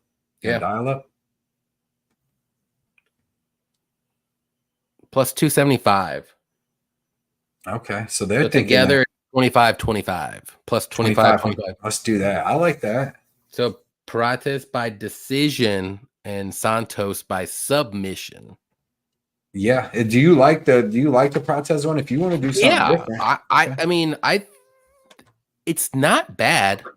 I don't know if he's going to get a KO or a decision. I think he wins. What's Walter Walker by decision? Dude, he ain't winning. Oh, you did pick Tafa? I did pick Tafa. I forgot. But I'm not confident. I'm not confident. Let's do that. Let's try that one for a long shot one. Let's do it. Plus 25. Santos sub plus Prates decision equals. Bam. Put it up. I'll put one in to put that in tomorrow when there's our risky parlay. She finished me. Yeah, she make fun of me. Submission. I'll be fine. Sub right there, plus 25-25. Man, that's a good one. I'm gonna put these in tomorrow too when I go see. And then I'll make the thumbnails and we'll send it out in the chat tomorrow. Hey, I want to shout out. This show was sponsored and brought to you by Mario's. Mario's, man, appreciate you coming back. Good talking with you. It's been a while. Pick'em MMA, man, donating and keeping the lights on here. Johnny News. Yep, like and subscribe. Pick'em. Mario's always hitting big bets, man. Like and subscribe to Johnny Newquist on Twitter and constantly giving the donos, man. Awesome. And dude, sure, baby. Bro. I hope you have fun for this UFC. I know you probably get to be watching it at regular time, right? Yeah. Or they do it crazy time. No, they're doing it crazy time. Are they? That sucks. I think it might be like Sunday at noon or something like that. Oh my God. They're in the future. Well, let me know Sunday morning at 10 what happens in the main event so I can bet it. Is that how that works? But no, man, appreciate everybody coming out, dude, joining another show with us. It makes me know that we should do some more shows, and it's a good thing came back because people actually want to see it. So let's go. Put them little bets in, man. Support it. We're gonna put them up on Twitter and all that. If you put one in, let us know. If you follow the show with the bets and stuff. And, we posted. Start the streak up again. Yep. We're going for 20 this time. I'll take it. Going for 20 this time, man. Sunday morning as usual. I see that, Kiwi. Sunday morning. But that's so what time? What time in the morning, Kiwi? So then you get to wait because that wouldn't be too bad. Sunday morning, waking up. It's probably nice in Australia, I imagine, like a mofo, and you just get a little cup of coffee. It might be like you're just guessing. I am. I used to. I could see it in your eyes, man. You've got the hit in the I beard. used to know. I used to know like the time difference, but I could be wrong. It's like 12 hours ahead. 7 a.m. Oh, that's early. That's early. 12 plus 2. That's what it is. 12 hours ahead plus 2. We're good. So 14. Yeah. So if it starts at 5 p.m. our time or whatever time for me, it's 5 p.m. 12 hours ahead. So 5 a.m. plus 2, 7 a.m. That's what it is. What do you add to 2? Why don't you just say 14? I don't like it. I don't know. You freaking me out with that weird math. That's that Indiana math right there. That's that Indiana math. I got to tell these Kentucky dudes about the Kentucky math all the time. I tell you what. 12 plus 2. That's all I need. He's doing an equation to get to 14. Ow, fucking know. All right, man. We appreciate you guys so much for everybody hanging out tonight. And we will see you. We'll see you soon, man. See you guys. Next week. Let's go. Good luck this